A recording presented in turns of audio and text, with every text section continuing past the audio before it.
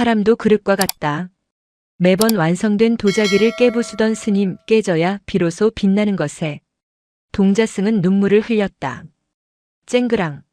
산의 정적을 찢는 소리는 날카롭고 비정했다. 그것은 단순한 그릇이 깨지는 소리가 아니었다. 뼈가 부러지는 듯한 파열음이었고 누군가의 비명이 갇혔다 터져나오는 소리였다. 동자승 해지는 빗자루를 쥔 손을 멈칫했다. 새벽 공기는 살을 에일 듯 차가웠지만 늙은 노승의 이마에는 송글송글 땀이 맺혀 있었다. 가마터 앞은 전쟁터나 다름없었다. 천광산 서운사. 세상 사람들은 이곳을 구름이 쉬어가는 곳이라 불렀지만 7살 혜진에게 이곳은 그저 지옥 같은 노동의 현장이자 이해할 수 없는 광기의 집합소였다. 스님, 그게 벌써 10번째예요. 혜진이 참지 못하고 입을 열었다. 앙상한 손목이 드러난 승복은 낡아서 소매 끝이 해져 있었다. 아이의 시선은 바닥에 흩어진 백자 파편에 고정되어 있었다. 방금 깨진 그릇은 누가 봐도 걸작이었다. 유약은 은은한 달빛을 머금은 듯했고 곡선은 여인의 어깨처럼 유려했다. 읍내 장터에 내다 팔면 쌀 3가마니는 좋게 받을 물건이었다. 하지만 노승월명은 대답이 없었다. 여든이 넘은 나이가 믿기지 않을 만큼 억세고 투박한 손으로 망치를 다시금 고쳐줄 뿐이었다. 그의 눈은 깊이를 알 수 없는 우물처럼 검고 탁했다. 비켜라. 월명의 목소리는 가마의 열기보다 건조했다. 아까워요. 쌀이 없어서 저녁엔 죽도 묽게 끓여 먹었잖아요. 저걸 팔면 쌀도 사고 겨울땔감도 사고 제 털신도 살 수 있는데. 혜진이 바락 소리를 질렀다. 배고픔이 만들어낸 용기였다. 그러나 월명은 아이의 절규 따위는 들리지 않는다는 듯 가마에서 막 꺼낸 아직 온기가 식지 않은 또 다른 사발을 작업대 위에 올렸다. 이번 것은 더 훌륭했다. 가마 속의 불길이 요술을 부린 것인지 표면에 핀 빙열 무늬가 마치 살아서 꿈틀거리는 용의 비늘 같았다. 혜진은 저도 모르게 마른 침을 삼켰다. 저건 깨지 말아야 한다. 저것만은 살려야 한다. 스님 제발요. 혜진이 다가가려 했지만 월명은 눈길조차 주지 않았다. 노승은 그릇을 들어 달빛에 비추어 보았다. 완벽했다. 티끌 하나 없는 순백의 흙이 불을 견디고 쇠보다 단단한 살결을 얻었다. 흠잡을 데 없는 완성품이었다. 월명의 인매가 비틀렸다. 그것은 미소라기보다는 자조에 가까웠다. 곱구나. 그는 낮게 중얼거렸다. 아주 고와. 내 눈을 속일 만큼. 쾅. 망설임은 없었다. 쇠망치가 허공을 가르고 내려 꽂히는 순간 그 고운 백자는 비명조차 지르지 못하고 산산조각이 났다. 파편이 튀어 혜진의 뺨을 스치고 지나갔다. 따끔한 통증과 함께 붉은 핏방울이 맺혔다. 스님. 혜진이 울먹이며 주저앉았다. 바닥에 널브러진 조각들은 마치 도살장에 끌려온 짐승의 시체 같았다. 도대체 왜 이러시는 거예요? 부처님도 물건을 아끼라 하셨잖아요. 이건 살생이나 마찬가지예요. 월명은 그제야 고개를 돌려 혜진을 바라보았다. 듬성듬성한 하얀 눈썹 아래의 눈동자가 서늘하게 빛났다. 그는 뺨에 피를 흘리는 어린 제자를 보고도 눈 하나 깜짝하지 않았다. 살생이라. 월명이 코웃음을 쳤다. 그래. 살생이지. 하지만 내 놈 눈에는 이것이 그저 그릇으로 보이느냐? 그럼 그릇이지 이게 뭡니까? 이것은 흉기다. 월명은 망치를 툭 던져놓고는 깨진 조각 하나를 집어들었다. 날카로운 단면에 손가락이 베일 듯 위태로워 보였다. 사람의 눈을 현혹하고 마음을 홀려서 본질을 보지 못하게 만드는 흉기란 말이다. 변명하지 마세요. 그냥 노망이 나신 거야. 혜진은 바닥에 주저앉아 엉엉 울음을 터뜨렸다. 서운사에 온 지 3년째였다. 고아였던 자신을 거두어준 것은 고마웠지만 월명의 기행은 날이 갈수록 심해지고 있었다. 하루 종일 흙을 반죽하고 물레를 차고 가마에 불을 지피면서 정작 완성된 것은 모조리 깨부수는 이 노인을 어떻게 이해해야 한단 말인가. 월명은 우는 아이를 달래지 않았다. 대신 뒷짐을 지고 어둠 속으로 걸어갔다. 치워라. 조각 하나라도 남기면 내일 아침밥은 없다. 비정한 명령만이 새벽 공기 속에 남겨졌다. 혜진은 흐르는 눈물을 소매로 훔치며 빗자루를 다시 쥐었다. 달그락, 달그락. 파편을 쓸어 담는 소리가 처량했다. 혜진은 깨진 백자 조각들을 가마터 뒤편 구덩이에 쏟아부었다. 그곳은 이미 수만 개의 그릇 무덤이었다. 3년 동안 월명이 깨부순 그릇들이 산을 이루고 있었다. 그때였다. 달빛을 받은 조각 하나가 유난히 반짝였다. 혜진은 홀린 듯 그 조각을 집어들었다. 방금 깨진 용비늘 무늬가 있던 그 그릇의 밑바닥 부분이었다. 혜진의 눈이 커졌다. 그릇의 안쪽 유약이 매끄럽게 발린 표면에 희미하게 글씨가 새겨져 있었다. 만들 때 새긴 것이 분명했다. 겉으로는 아무런 무늬가 없었는데 안쪽에, 그것도 바닥 깊숙한 곳에 글자가 숨겨져 있었다. 탐할 탐. 혜진은 고개를 갸웃거렸다. 욕심을 부린다는 뜻이다. 다른 조각을 찾아보았다. 아까 처음에 깨졌던 그릇의 파편을 뒤적거렸다. 날카로운 조각에 손끝이 베었지만 아랑곳하지 않았다. 성낼 진. 혜진의 등골이 서늘해졌다. 우연이 아니었다. 스님은 그릇을 만들 때마다 그 안에 글자를 새겨넣고 있었다. 겉모습은 세상에서 가장 고운 백자인데 그 속에는 인간의 가장 추악한 마음들이 새겨져 있었던 것이다. 도대체 뭘 만드시는 거야? 혜진은 캄캄한 어둠 속에서 묵묵히 서 있는 가마를 올려다보았다. 아가리를 벌린 괴물처럼 보이는 가마가 금방이라도 자신을 삼킬 듯 입을 벌리고 있었다. 흙과 불냄새 사이로 비릿한 쇠냄새가 나는 것만 같았다. 월명 스님은 그릇을 빚는 게 아니었다. 그는 무언가 다른 것을 태우고 있었다. 며칠 뒤 서운사의 불청객이 찾아왔다. 기름진 머리를 뒤로 넘기고 값비싼 양복을 입은 사내는 서울 인사동에서 왔다고 했다. 그의 이름은 최 실장이라 했다. 그는 절 입구에 세워둔 고급 승용차에서 내리자마자 흙먼지가 날리는 마당을 보며 인상을 찌푸렸다. 아이고, 이런 깊은 산골에 숨어 계셨군요. 월명 스님의 명성은 익히 들었습니다. 최 실장은 툇마루에 걸터앉아 집신을 꼬고 있는 월명에게 명함을 내밀었다. 하지만 월명은 거들떠보지도 않았다. 볼일 없으니 돌아가시오. 에이 스님. 그러지 마시고 이야기나 들어보세요. 제가 소문을 듣자 하니 스님께서 빚은 백자가 국보급이라던데. 그거 썩히면 죄받습니다. 제가 아주 좋은 가격에 매입하겠습니다. 한 점당 1,000만 원, 아니 물건만 좋으면 그 이상도. 썩 꺼지라 했다. 월명이 벼락 같은 고함을 질렀다. 꼬고 있던 집신을 집어 던질 기세였다. 최 실장은 화들짝 놀라 뒤로 물러났다. 아니. 스님, 돈이 싫으세요? 이 절간꼴을 좀 보십시오. 기와는 다 깨지고 기둥은 썩어가는데 보수도 좀 하시고 편하게 사셔야죠. 내 귀 더럽히지 말고 당장 내려가라. 내 놈 눈에는 흙이 돈으로 보이더냐? 월명은 방으로 들어가 문을 쾅 닫아버렸다. 최 실장은 닫힌 문을 향해 삿대질하며 투덜거렸다. 참나 늙은이가 꼬장꼬장하기는.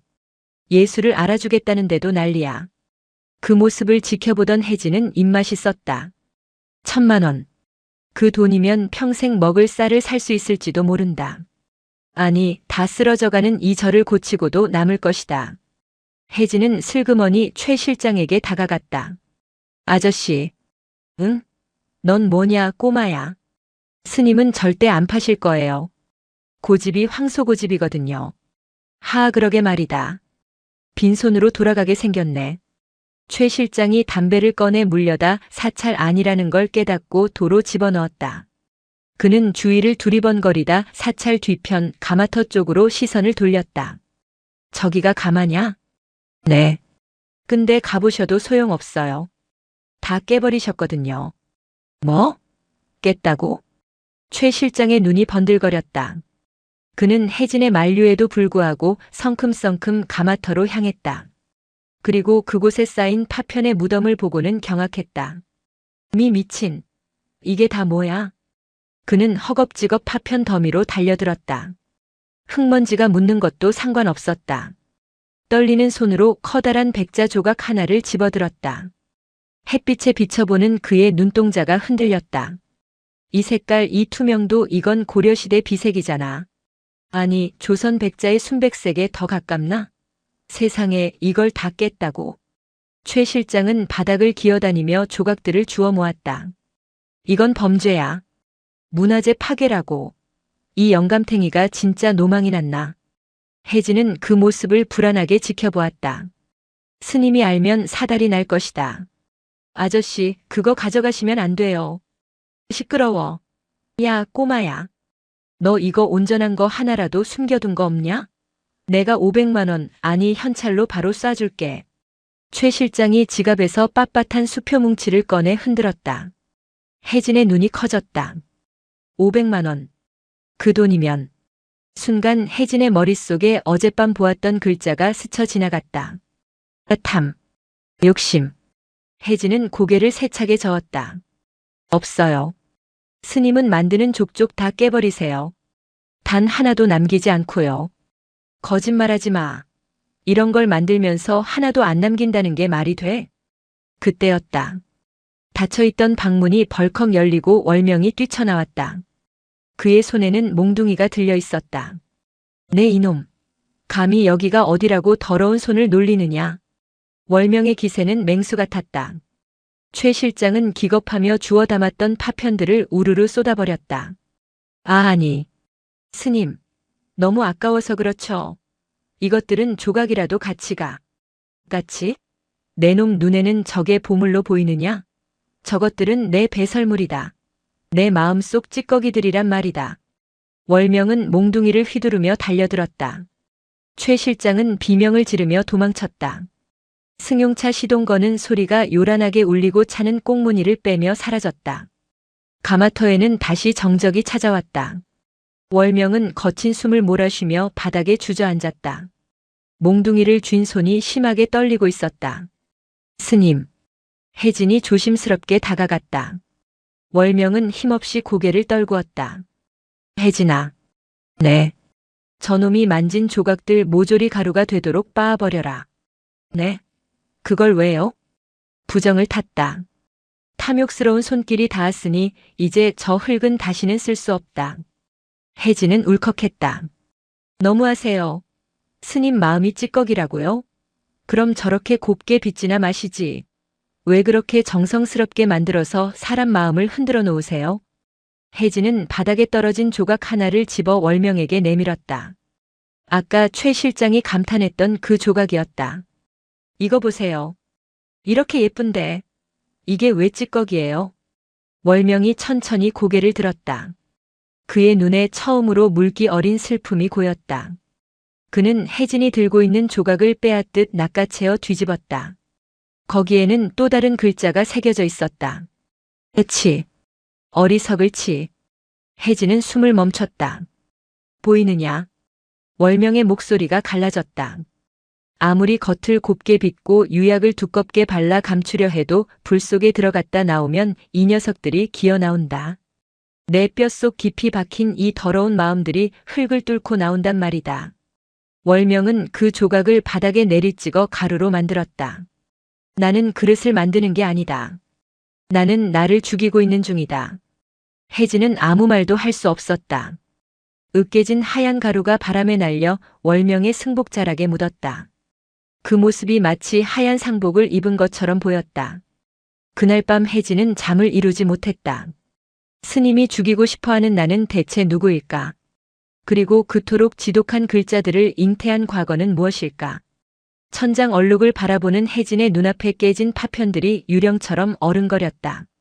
겨울이 깊어졌다. 천광산의 겨울바람은 칼날 같아서 옷깃을 아무리 여며도 뼛속까지 파고들었다. 눈이 무릎까지 쌓여 길이 끊겼고 서운산은 세상과 완벽하게 고립되었다. 하지만 가마의 불은 꺼지지 않았다.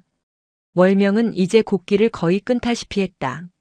하루에 한 끼, 그것도 멀건죽 반 공기가 전부였다. 그의 몸은 말라비틀어진 고목처럼 변해갔지만 눈빛만은 형형하게 살아있었다. 아니, 그것은 생명력이라기보다 마지막 심지를 태우는 촛불의 위태로움이었다. 쿨럭, 쿨럭. 기침 소리가 잦아졌다. 혜진이 방문을 열었을 때 월명은 각혈을 하고 있었다. 붉은 피가 회색 승복 위로 뚝뚝 떨어졌다. 스님, 이러다 돌아가시겠어요. 제발 그만하세요. 혜진이 달려들어 등을 두드렸지만 월명은 손사래를 쳤다. 불을 봐야 한다. 지금 불이 문제예요? 몸이 불덩이잖아요. 혜진이 월명의 이마에 손을 댔다가 화들짝 놀랐다. 펄펄 끓고 있었다. 그런데도 노승은 기어이 몸을 일으켜 가마터로 나가려 했다. 오늘은 나올 것이다. 뭐가 나온다는 거예요? 또 깨버릴 거잖아요. 아니야. 오늘은 다를 게야. 월명의 눈이 몽롱하게 풀려 있었다. 그는 헛것을 보는 듯 허공을 향해 손을 뻗었다. 죽산 스님, 이번에는 제대로 빚겠습니다. 죽산. 혜진은 처음 듣는 이름이었다. 아마도 월명 스님의 스승일 것이다. 월명은 비틀거리는 걸음으로 눈밭을 걸어갔다. 발자국마다 핏빛이 어린 듯 했다. 혜진은 할 수 없이 스님을 부축했다. 노인의 몸은 깃털처럼 가벼웠다. 가마 앞은 뜨거웠다. 장작이 타닥타닥 타오르는 소리가 심장 박동처럼 울렸다. 월명은 가마 입구에 주저앉아 불구멍을 들여다보았다. 붉은 불길이 그의 주름진 얼굴을 일렁이게 만들었다. 혜진아. 네, 스님. 말씀하지 마세요. 기운 빠져요. 내가 젊었을 때 말이다. 월명은 묵묵히 불길을 응시하며 입을 열었다. 나는 내 재주만 믿고 까불던 오만한 놈이었다. 흙을 만지는 건 돌을 닦는 게 아니라 내 이름을 알리는 수단이었지. 더 화려하게, 더 크게, 더 비싸게, 그것만이 내 목표였다. 혜진은 젖은 장작을 아궁이에 넣으며 귀를 기울였다. 죽산 스님은 그런 나를 늘 나무라셨다. 그릇에 마음을 담지 않으면 그것은 흙덩이만도 못하다고 하셨지. 하지만 나는 그 말을 비웃었다. 늙은이의 질투라고 생각했어. 월명의 목소리에 물기가 젖어들었다. 어느 겨울밤이었다. 지금처럼 눈이 많이 오던 날이었지. 나는 스님이 아끼시던 찻잔을 몰래 훔쳐내어 장터에 팔려고 했다. 내 그릇을 굽기 위한 흙과 유약살 돈이 필요했거든. 혜진의 손이 멈췄다. 스님이 도둑질을? 그런데 눈길에 미끄러져 그 찻잔을 깨트리고 말았다. 산산조각이 났지. 나는 겁이 나서 깨진 조각들을 눈 속 깊이 파묻고 도망쳤다. 그리고 스님께는 고양이가 깨트렸다고 거짓말을 했다. 스님은 아무 말씀도 하지 않으셨다. 그저 빙그레 웃으시며 그릇이 제명을 다했나 보구나 하셨지. 나는 안도했다. 나의 죄가 덮여졌다고 생각했다. 월명이 가슴을 움켜쥐었다. 고통스러운 듯 얼굴이 일그러졌다. 하지만 스님은 알고 계셨다. 내가 그 찻잔을 훔친 것도 깨트린 것도 거짓말을 한 것도 그분은 돌아가시는 날까지 나를 탓하지 않으셨다. 유품을 정리하다가 스님의 일기장을 보게 되었지. 월명의 눈에서 눈물이 주르륵 흘러내렸다. 월명이가 다치지 않아 다행이다. 그릇은 다시 빚으면 되지만 사람은 깨지면 다시 붙일 수 없으니 아이의 마음이 깨지지 않게 덮어주어야겠다. 그렇게 적혀 있었다. 혜진은 코끝이 찡해졌다. 그때 알았다. 깨진 것은 찻잔이 아니라 나였다는 것을. 나는 평생을 깨진 채로 살아왔다는 것을. 월명은 비틀거리며 일어났다. 가마의 온도가 절정에 달했다. 이제 불을 끄고 식혀야 할 시간이었다. 하지만 월명은 망치를 집어들었다. 그래서 나는 빚는다. 그분의 마음을 닮은 그릇이 나올 때까지.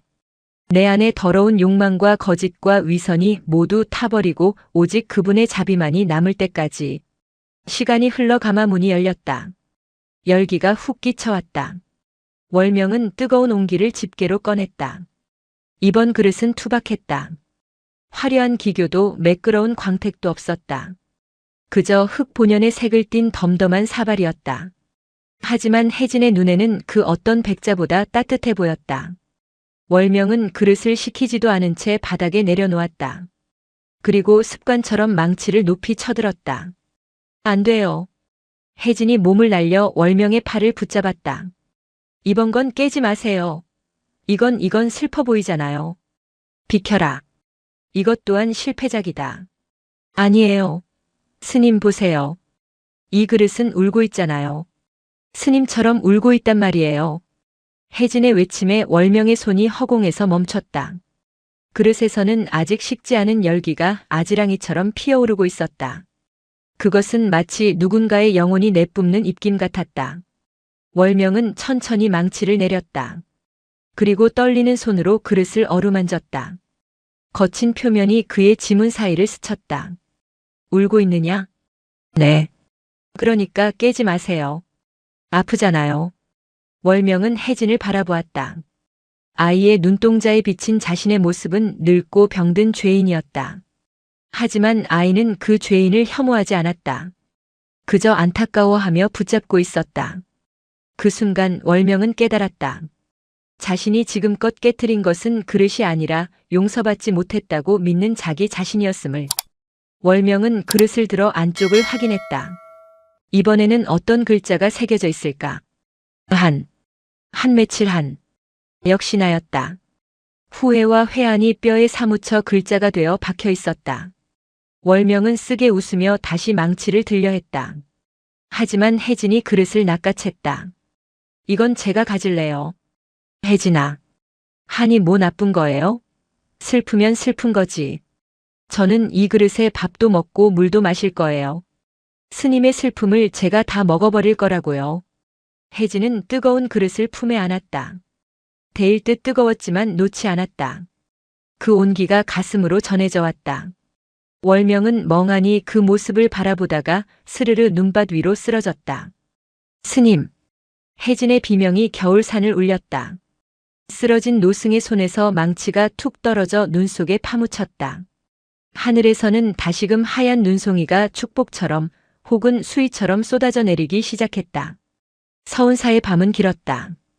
우풍이 센 방 안에는 냉기가 뱀처럼 스며들었다. 아랫목이라 해도 미지근한 온기조차 남아있지 않았다. 땔감이 떨어진 지 오래였다. 스님, 정신 좀 차려보세요. 혜진은 물수건을 짜서 월명의 이마에 올려주었다. 노승의 숨소리는 쇳소리가 섞여 거칠었다. 열은 내리지 않았고 입술은 바싹 타들어가고 있었다. 물물. 월명이 헛소리처럼 중얼거렸다. 혜진은 황급히 자릿길을 찾았다. 하지만 낡은 스테인리스 물그릇은 며칠 전 찌그러져 물이 줄줄 샜다. 혜진의 시선이 머리맡에 놓인 투박한 사발에 닿았다. 어제 낮 월명이 깨트리려다 혜진이 빼앗은 그릇. 바닥에 한자가 새겨진 그 사발이었다. 혜진은 망설임 없이 그 사발에 물을 담았다. 신기하게도 그릇은 손에 착 감겼다. 겉은 거칠었지만 입술이 닿는 테두리는 묘하게 부드러웠다. 혜진은 월명의 상체를 일으켜 물을 먹였다. 꿀꺽, 꿀꺽. 월명은 허겁지겁 물을 삼켰다. 물이 식도를 타고 넘어가는 소리가 메마른 방 안에 울렸다. 사발은 한 방울의 물도 흘리지 않고 노승의 갈증을 받아내고 있었다. 한이라더니 물맛만 좋네. 혜진은 씁쓸하게 웃으며 사발을 내려놓았다. 그릇 안쪽에 새겨진 글자가 물에 젖어 더욱 선명하게 검은 빛을 띠었다. 그때였다. 밖에서 자동차 엔진 소리가 들렸다. 이 깊은 산중, 이 새벽에 찾아올 사람은 단 하나뿐이었다. 쾅쾅쾅. 계십니까? 월명 스님. 저 왔습니다. 최 실장이었다.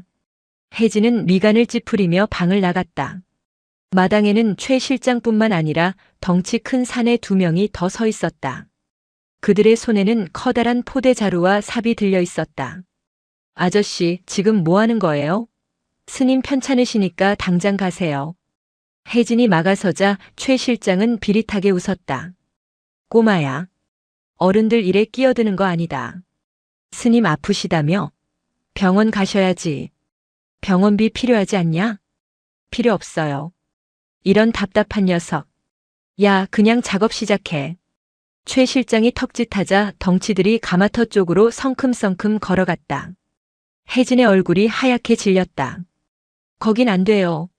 거긴 스님 무덤이나 마찬가지란 말이에요. 무덤은 무슨. 쓰레기장이지. 내가 그 쓰레기 치워주겠다는데 고마워해야지.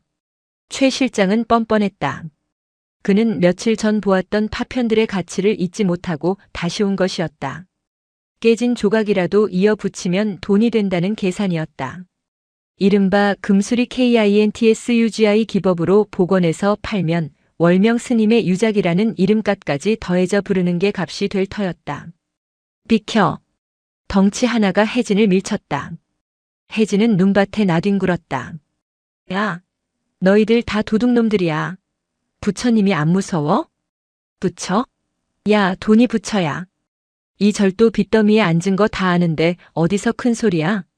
최 실장은 가마터 옆 구덩이를 가리켰다. 수천 개의 파편이 묻힌 곳이었다. 사내들이 삽을 꽂으려는 순간이었다. 드르륵. 방문이 열리는 소리가 났다. 모두의 시선이 그곳으로 쏠렸다. 월명이 서 있었다. 제대로 서 있기도 힘든 몸을 문틀에 기대어 지탱하고 있었지만 그의 눈빛만은 굶주린 호랑이처럼 형형했다. 그의 손에는 혜진이 물을 떠주었던 그 한 해 사발이 들려 있었다. 누구 마음대로 내 무덤을 파헤치느냐. 목소리는 작았으나 위압감은 천근만근이었다. 최 실장은 흠칫 놀랐지만 이내 표정을 수습했다. 다 죽어가는 노인네가 무서워봤자였다. 아이고 스님. 일어나셨습니까? 병원비 마련해 드리려고 제가 인부 좀 불렀습니다. 저기 묻힌 쓰레기들 제가 싹 수거해 가겠습니다. 깔끔하게 청소해드리고 수고비로 1,000만 원 드리죠. 1,000만 원. 월명은 헛웃음을 흘렸다. 내 죄값이 고작 1,000만 원이더냐. 아니, 깨진 그릇 조각에 무슨 죄값 타령이십니까? 예술품이라니까요. 자자 애들 시켜서 얼른 퍼 담을 테니 스님은 들어가 쉬십시. 챙그랑. 월명이 들고 있던 사발을 툇마루 기둥에 내리쳤다. 하지만 사발은 깨지지 않았다. 탁 하는 둔탁한 소리와 함께 튕겨나갔을 뿐이다. 놀라운 강도였다. 월명의 손이 부들부들 떨렸다. 이놈들. 한 발자국만 더 움직이면 이 가마터에 불을 지르고 나도 그 안에 들어갈 것이다.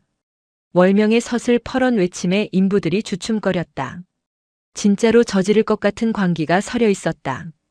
최 실장은 혀를 찼다. 하, 진짜 말 안 통하네. 좋습니다. 그럼 거래를 하시죠. 그는 품에서 서류 봉투 하나를 꺼내 흔들었다. 이 절 땅 주인이 조계종도 아니고 스님 개인 소유도 아니더군요. 아주 오래전 박죽산이라는 분명히로 되어 있던데. 스님 스승님 맞죠? 월명의 눈동자가 흔들렸다. 그분이 돌아가신 지가 언젠데 상속 처리도 안 하고 이거 무주공산이나 다름없습니다. 제가 구청에 아는 사람이 좀 있는데 이거 복잡하게 굴면 절 자체가 경매로 넘어갈 수도 있어요. 뭐라고? 간단하게 갑시다. 저기 묻힌 파편들 그리고 지금 가마 안에 있는 거. 그거 저한테 넘기세요. 그리고 앞으로 나오는 작품 독점 판매권 주시고. 그럼 제가 이 땅 문제 싹 해결해 드립니다. 협박이었다. 교묘하고 악랄한 덫이었다. 혜진은 주먹을 꽉 쥐었다. 거짓말하지 마요. 우리 스님 건드리지 마. 꼬마 넌 빠져. 스님 선택하세요. 이 추운 겨울에 저 꼬마 데리고 길바닥에 나앉으시겠습니까? 아니면 깨진 조각 몇 개 내주고 편하게 사시겠습니까? 월명은 가만히 혜진을 바라보았다. 낡은 승복, 터진 손등, 추위에 빨개진 볼.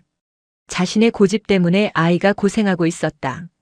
죄를 씻겠다고 시작한 일이 또 다른 죄를 낳고 있었다. 월명은 천천히 입을 열었다. 좋다. 스님. 혜진이 소스라치게 놀라 소리쳤다. 안 돼요. 저 아저씨한테 주면 안 돼요. 월명은 손을 들어 혜진을 제지했다. 그리고 최 실장을 노려보며 말했다. 대신 조건이 있다. 말씀하십시오. 뭐든 들어드리죠. 사흘. 사흘 뒤에 다시 와라. 사흘요? 마지막 가마를 열어야 한다. 그 안에 든 것을 보고 결정해라. 만약 그 안에서도 완성이 나오지 않는다면 그때는 여기 있는 모든 것을 가져가도 좋다. 파편이든 이 절이든 내 목숨이든. 최 실장의 눈이 번들거렸다. 마지막 가마. 그것은 역작이 나올 가능성을 의미했다. 좋습니다. 사흘 드리죠. 대신 딴 마음 먹고 물건 빼돌리면 그때는 경찰 부릅니다. 최 실장은 덩치들을 데리고 사라졌다. 다시 고요가 찾아왔지만 그것은 폭풍전야의 고요였다. 월명은 그 자리에 주저앉았다. 혜진이 달려가 부축했지만 월명은 혜진의 손을 뿌리치고 툇마루 아래 떨어진 사발을 주워들었다. 아까 기둥에 내리쳤음에도 금 하나 가지 않은 그릇. 질기구나. 월명은 씁쓸하게 중얼거렸다. 한이라는 놈은 깨지지도 않는구나. 다음 날부터 월명은 미친 사람처럼 움직였다. 몸살 기운은 여전했지만 정신력으로 버티는 듯 했다. 그는 창고 깊숙한 곳에서 아주 오래된 항아리 하나를 꺼내왔다. 뚜껑이 밀봉된 작고 검은 항아리였다. 혜진은 불길한 예감이 들었다. 스님, 그게 뭐예요? 월명은 대답 대신 항아리 뚜껑을 열었다. 안에는 고운 잿빛 가루가 들어있었다. 흙이라기엔 너무 가볍고 재라기엔 입자가 굵었다. 이것은 죽산 스님의 뼈가루다. 네. 혜진은 기겁하며 뒤로 물러났다. 스승의 유골을 여태 보관하고 있었다니. 아니, 그걸로 뭘 하려는 것인가? 놀라지 마라. 스님께서 유언으로 남기신 것이다. 내 육신을 태운 재를 흙과 섞어라. 그리고 그것으로 그릇을 빚어라. 세상에 왜 그런 무서운 유언을. 그릇이 되어 세상 사람들의 배고픔을 담고 싶다고 하셨다. 가장 낮은 곳에서 가장 더러운 것도 마다하지 않고 담아내는 그릇이 되고 싶다고. 월명의 눈가가 젖어 있었다. 하지만 나는 차마 그럴 수 없었다. 내 더러운 손으로 스님의 청정한 육신을 만질 수가 없었어. 그래서 30년 동안 이 항아리를 숨겨만 두었다. 월명은 항아리 속의 재를 작업대 위에 백토와 섞었다. 하얀 흙과 회색 뼈가 뒤섞이며 기묘한 무늬를 만들어냈다. 이제야 알겠다. 스님이 왜 그런 말씀을 하셨는지. 그분은 알고 계셨던 게야. 내가 언젠가 갈 곳을 잃고 헤맬 때 당신의 몸을 내어주어 길을 터주려 하셨던 것을. 월명은 반죽을 시작했다. 치대고 또 치댔다. 뼈가 섞인 흙은 평소보다 더 찰기가 없었다. 자꾸만 부서지려 했다. 월명은 자신의 피와 땀을 섞듯 온몸에 체중을 실어 흙을 눌렀다. 혜진아. 네, 스님. 불을 지펴라. 이번이 정말 마지막이다. 혜진은 울면서 아궁이로 달려갔다. 장작을 넣는 손이 떨렸다. 이것이 끝나면 스님은 어떻게 되는 걸까? 사흘 뒤 약속한 시간이 오면 정말 모든 것을 내주고 떠나실 건가? 가마의 온도가 올라갔다. 월명은 물레 앞에 앉았다. 빙글빙글 돌아가는 물레 위에 뼈 섞인 흙덩이가 놓였다. 월명의 손길이 닿자 흙이 춤을 추듯 솟아올랐다. 그의 손은 거침없었다. 그런데 이상했다. 평소 만들던 매끄러운 곡선의 다랑아리가 아니었다. 모양이 일그러지고 있었다. 아니, 일부러 일그러뜨리고 있었다. 한쪽은 푹 꺼지고 입구는 비틀렸다. 균형이라곤 찾아볼 수 없는 기괴한 형태였다. 스님 모양이. 이게 나다. 월명은 눈을 감은 채 손끝의 감각만으로 빚어나갔다. 반듯한 척, 고고한 척 위선 떨던 껍데기를 버리는 것이다. 찌그러지면 찌그러진 대로 못났으면 못난 대로 이것이 진짜 내 모습이다. 월명은 빚어진 그릇의 안쪽에 칼끝으로 글자를 새겼다. 평소처럼 한 글자가 아니었다. 이번에는 아주 긴 시간을 들여 한 획 한 획 정성을 다해 새겼다. 혜진은 멀어서 무슨 글자인지 볼 수 없었다. 이윽고 빚어진 그릇들이 가마 안으로 들어갔다. 불문이 닫히고 맹렬한 불꽃이 가마를 삼켰다. 월명은 가마 앞에 멍석을 깔고 앉았다. 그는 선정에 든 사람처럼 미동도 하지 않았다. 타올라라. 그가 속삭였다. 내 죄도 내 욕심도 스님의 뼈도 모두 녹아서 하나가 되거라. 밤이 깊어가고 새벽이 왔다. 가마의 열기는 점점 더 뜨거워져 주변의 눈을 모두 녹여버렸다. 혜진은 월명의 곁을 지키며 졸다 깨달을 반복했다. 그런데 새벽녘 기이한 일이 벌어졌다. 가마의 굴뚝에서 피어오르는 연기가 하얀색이 아니었다. 푸른빛. 마치 새벽 하늘을 오려낸 듯한 신비로운 푸른 연기가 피어오르고 있었다. 스님, 연기 색깔이 이상해요. 혜진이 소리쳤지만 월명은 대답이 없었다. 그는 고개를 푹 숙인 채 앉아 있었다. 스님? 혜진이 다가가 어깨를 흔들었다. 월명의 몸이 힘없이 옆으로 쓰러졌다. 그의 코와 입에서 검은 피가 흘러나와 있었다. 하지만 입가에는 아주 편안한 생전 처음 보는 미소가 걸려 있었다. 스님, 안 돼요. 일어나세요. 혜진의 절규가 새벽 산사를 뒤흔들었다. 가마 속의 불길이 마치 대답이라도 하듯 우웅 하는 공명음을 내며 무섭게 타올랐다. 그 소리는 마치 짐승의 울음소리 같기도 했고 누군가의 기도 소리 같기도 했다. 새벽의 산사는 거대한 냉동고였다. 혜진은 쓰러진 월명 스님을 업고 법당 옆 요사체로 기어다시피 옮겼다. 노승의 몸은 깃털처럼 가벼웠으나 축 늘어진 팔다리는 천근만근의 무게로 혜진의 어깨를 짓눌렀다. 스님, 정신 차리세요. 눈 좀 떠보시라고요. 혜진은 아랫목에 스님을 눕히고 미친 듯이 팔다리를 주물렀다. 하지만 노승의 손끝은 이미 싸늘하게 식어가고 있었다. 입가에 묻은 검은 피가 굳어 딱지가 앉아 있었다. 월명의 눈꺼풀이 파르르 떨렸다. 혜진아. 모기 소리만 한 목소리였다. 혜진은 귀를 스님의 입가에 바짝 갖다 댔다. 네, 스님. 저 여기 있어요. 병원 가요, 네. 제가 업고서라도 읍내까지 뛸게요. 아니, 늦었다. 나는 갈 때가 되었다. 월명의 시선은 허공을 향해 있었다. 초점이 흐려진 눈동자는 이승의 것이 아닌 무언가를 보고 있는 듯 했다.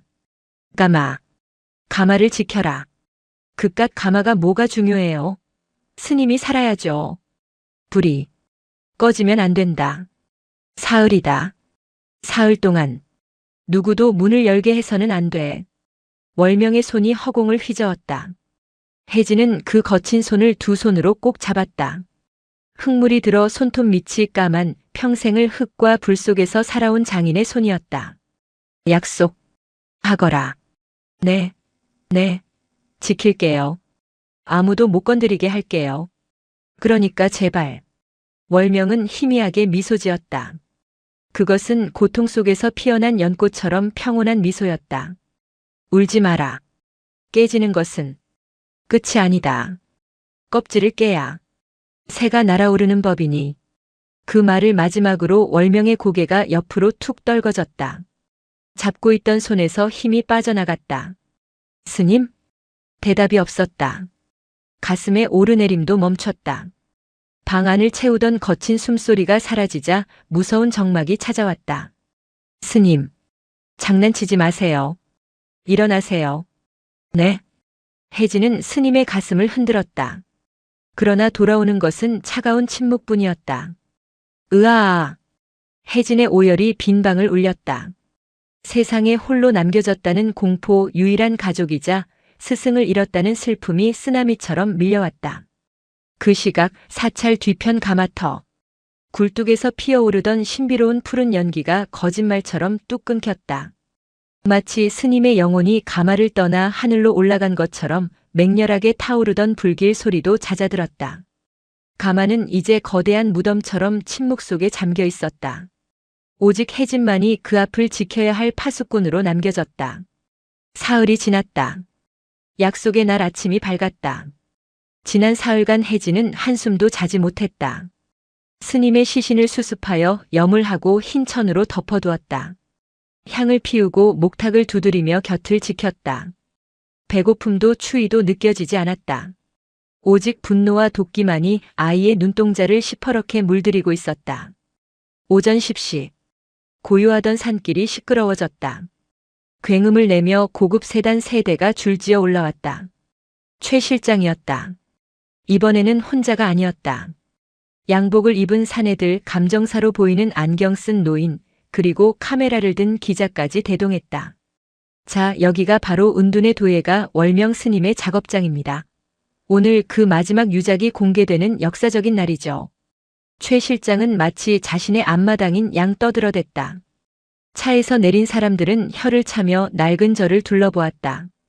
이런 곳에서 걸작이 나온다고. 믿을 수가 없군. 원래 예술가는 괴팍한 법이니까요. 자, 가시죠. 최 실장이 앞장서서 가마터로 향했다. 그러나 그들은 가마 앞에서 걸음을 멈춰야 했다. 가마 입구에는 하얀 소복을 입고 머리에 상주띠를 두른 혜진이 서 있었다. 아이의 손에는 큼지막한 도끼가 들려 있었다. 꼬마야, 너 꼴이 왜 그러냐? 최 실장이 멈칫하며 물었다. 혜진은 핏발선 눈으로 그들을 노려보았다. 돌아가세요.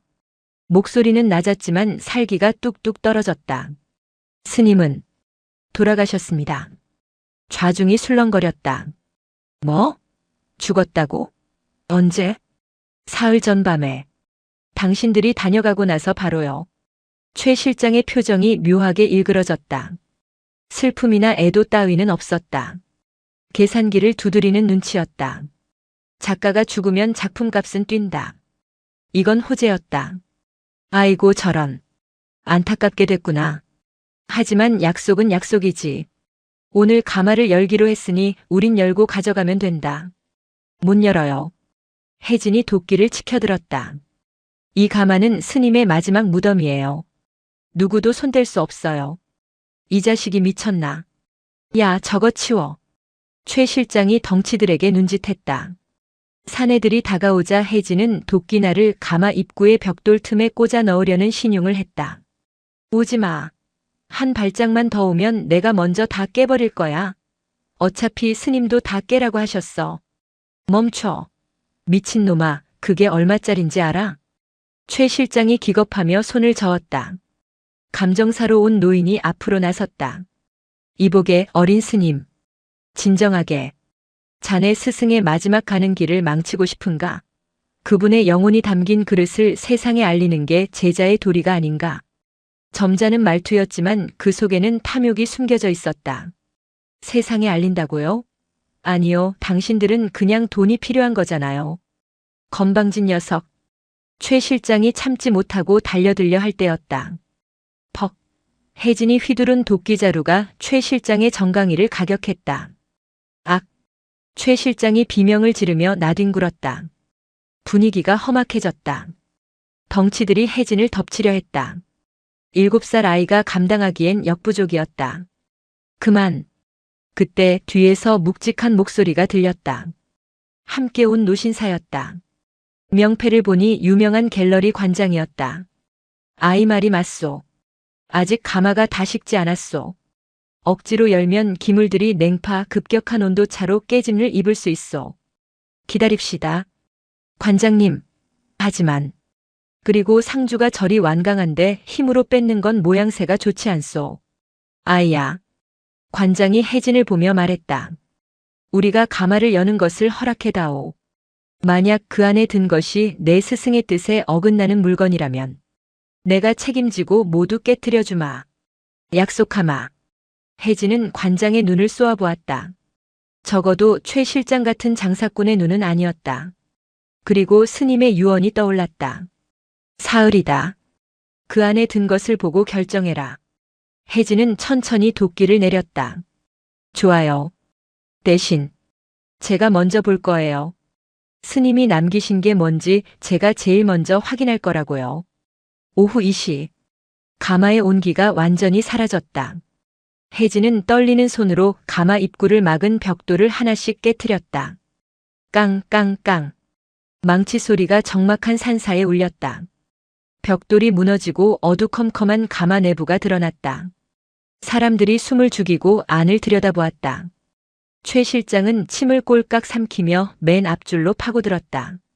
자, 드디어. 혜진이 안으로 들어갔다.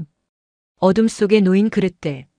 혜진은 그중 하나를 조심스럽게 꺼내 밖으로 나왔다. 햇빛이 그릇을 비추는 순간 사람들의 입에서 동시에 탄식이 터져나왔다. 하지만 그것은 감탄사가 아니었다. 실망과 경악의 신음이었다.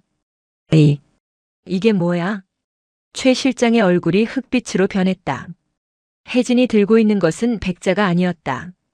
희끄무레한 회색빛, 표면은 곰보처럼 우둘투둘했고 모양은 잔뜩 일그러져 있었다. 한쪽은 푹 꺼져 있었고 주둥이는 비틀려 있었다. 마치 고통에 몸부림치다 굳어버린 사람의 얼굴 같았다. 이게 작품이라고? 그냥 찌그러진 밥그릇이잖아. 최 실장이 소리쳤다. 다른 사람들도 수군거렸다. 실패작이군. 불 조절을 잘못했네. 뼈를 섞었다더니 흙의 점력이 떨어져서 무너져 내린 거야. 혜진은 아무 말 없이 그릇을 내려다보았다. 못생겼다. 정말 못생겼다. 하지만 이상하게도 슬펐다. 일그러진 그 모양이 마치 평생을 고뇌하며 살아온 스님의 주름진 얼굴 같았다. 그리고 그 안에는 무언가 설명할 수 없는 깊은 침묵이 담겨 있었다. 젠장, 안을 더 뒤져봐. 저런 쓰레기 말고 제대로 된 게 있을 거 아냐? 최 실장이 가마 안으로 뛰어들었다. 그는 안에 있는 그릇들을 마구잡이로 꺼냈다. 하지만 나오는 족족 모두 똑같았다. 찌그러지고 비틀리고 색이 바랜 기괴한 그릇들. 총 12점. 단 하나도 온전한 형태가 없었다. 망했어. 완전히 망했다고. 이 늙은이가 죽을 때가 되니까 벽에 똥칠을 했네. 최 실장은 분을 이기지 못하고 꺼내놓은 그릇 하나를 발로 걷어찼다. 와장창. 그릇이 산산조각 났다. 안 돼. 혜진이 비명을 지르며 최 실장의 다리를 붙잡았다. 하지 마요. 스님이 만드신 거예요. 스님 뼈가 들어간 거라고요. 이거 놓으라고. 이딴 쓰레기 때문에 내가 얼마나 공을 들였는데. 1,000만 원? 10원도 아까워. 최 실장은 혜진을 밀쳐내고 또 다른 그릇을 집어 던지려 했다. 잠깐. 그때 갤러리 관장이 다급하게 외쳤다. 멈추시오. 그대로 멈추시오. 관장은 최 실장의 손에서 그릇을 빼앗듯 받아들었다. 그리고 주머니에서 확대경을 꺼내 그릇의 표면을 살폈다. 그의 손이 미세하게 떨리고 있었다. 관장님, 왜 그러십니까? 그냥 불량품인데. 조용히 해보시오. 관장은 그릇을 들어 태양을 향해 비추어 보았다. 탁하고 불투명해 보이던 회색 그릇. 하지만 강한 햇빛이 투과되자 기적이 일어났다. 그릇의 표면이 얇은 막처럼 빛을 머금더니 회색이던 색깔이 은은한 복숭아빛으로 변했다. 흙 속에 섞인 뼈가루 속에 인피 성분이 불과 반응하여 만들어낸 기이하고도 신비로운 발색이었다. 세상에. 관장은 신음했다. 이건 실패작이 아니오.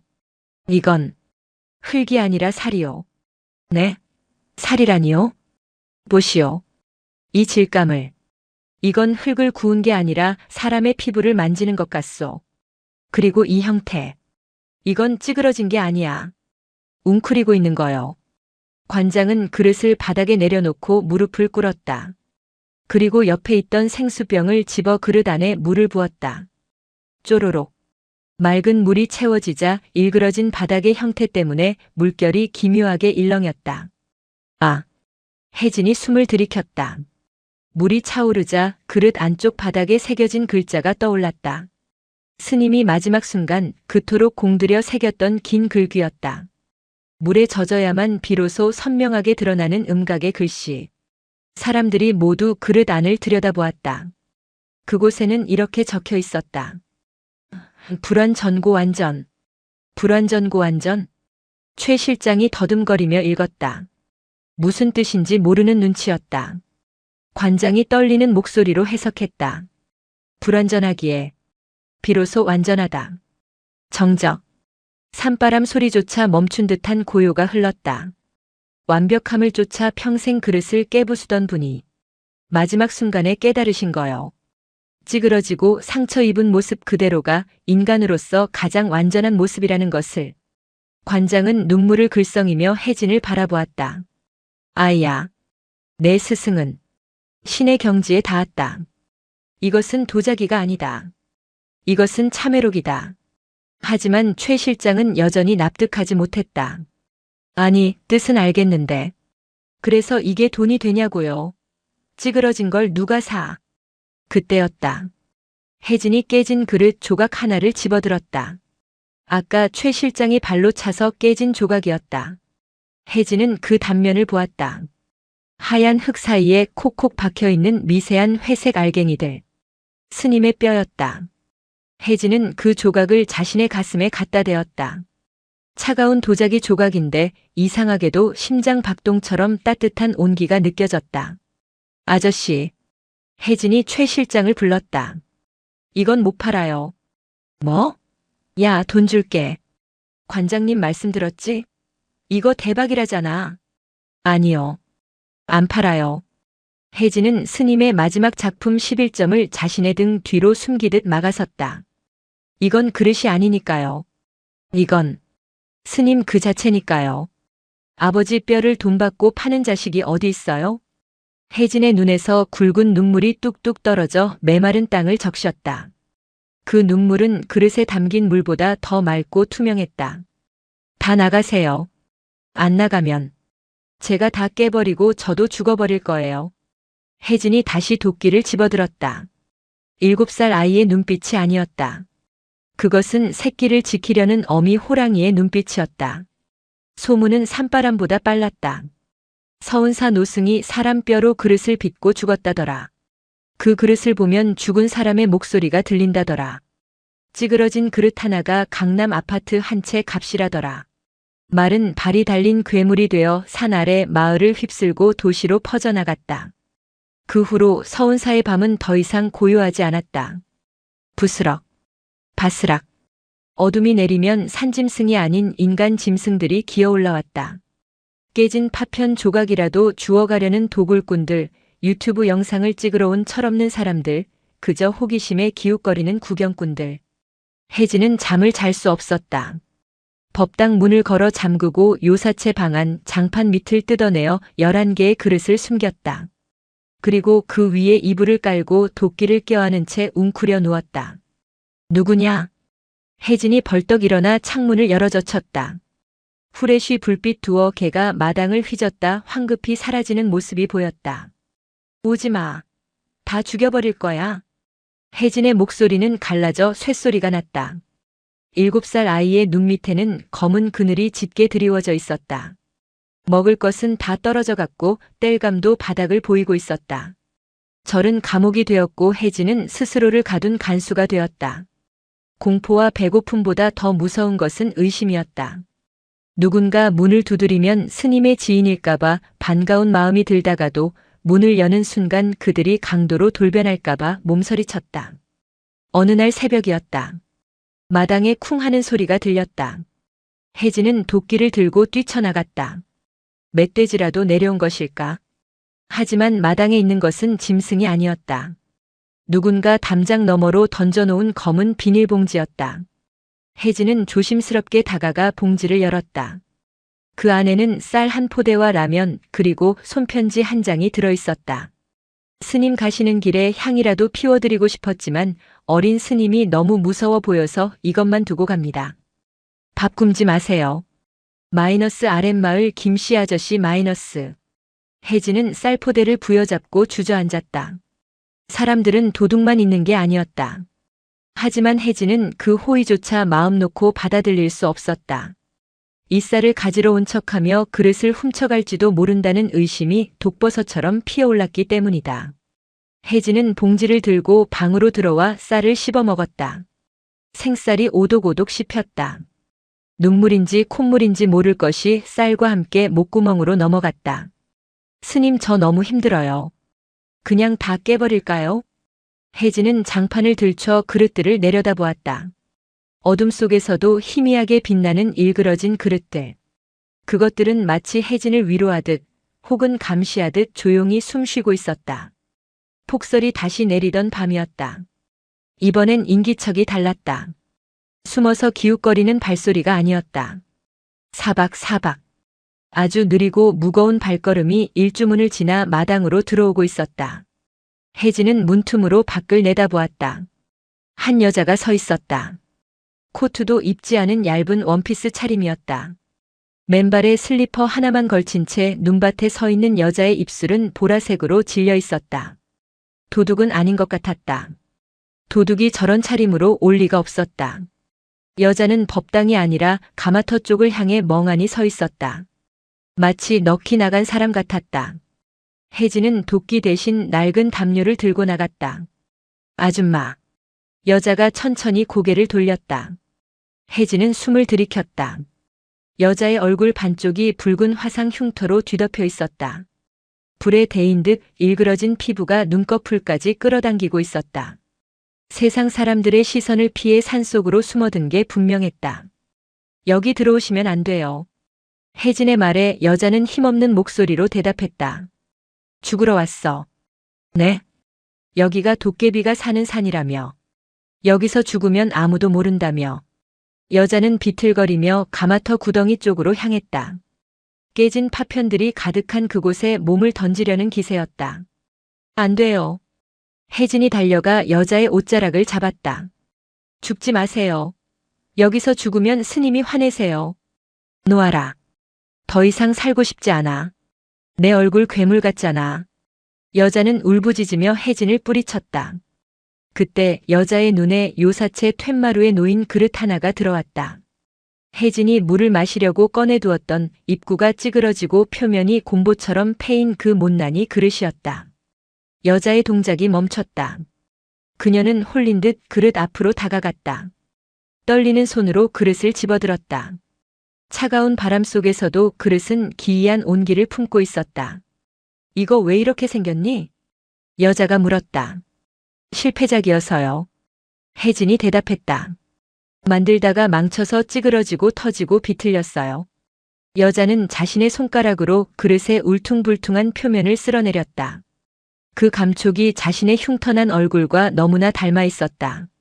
너도 아팠겠구나.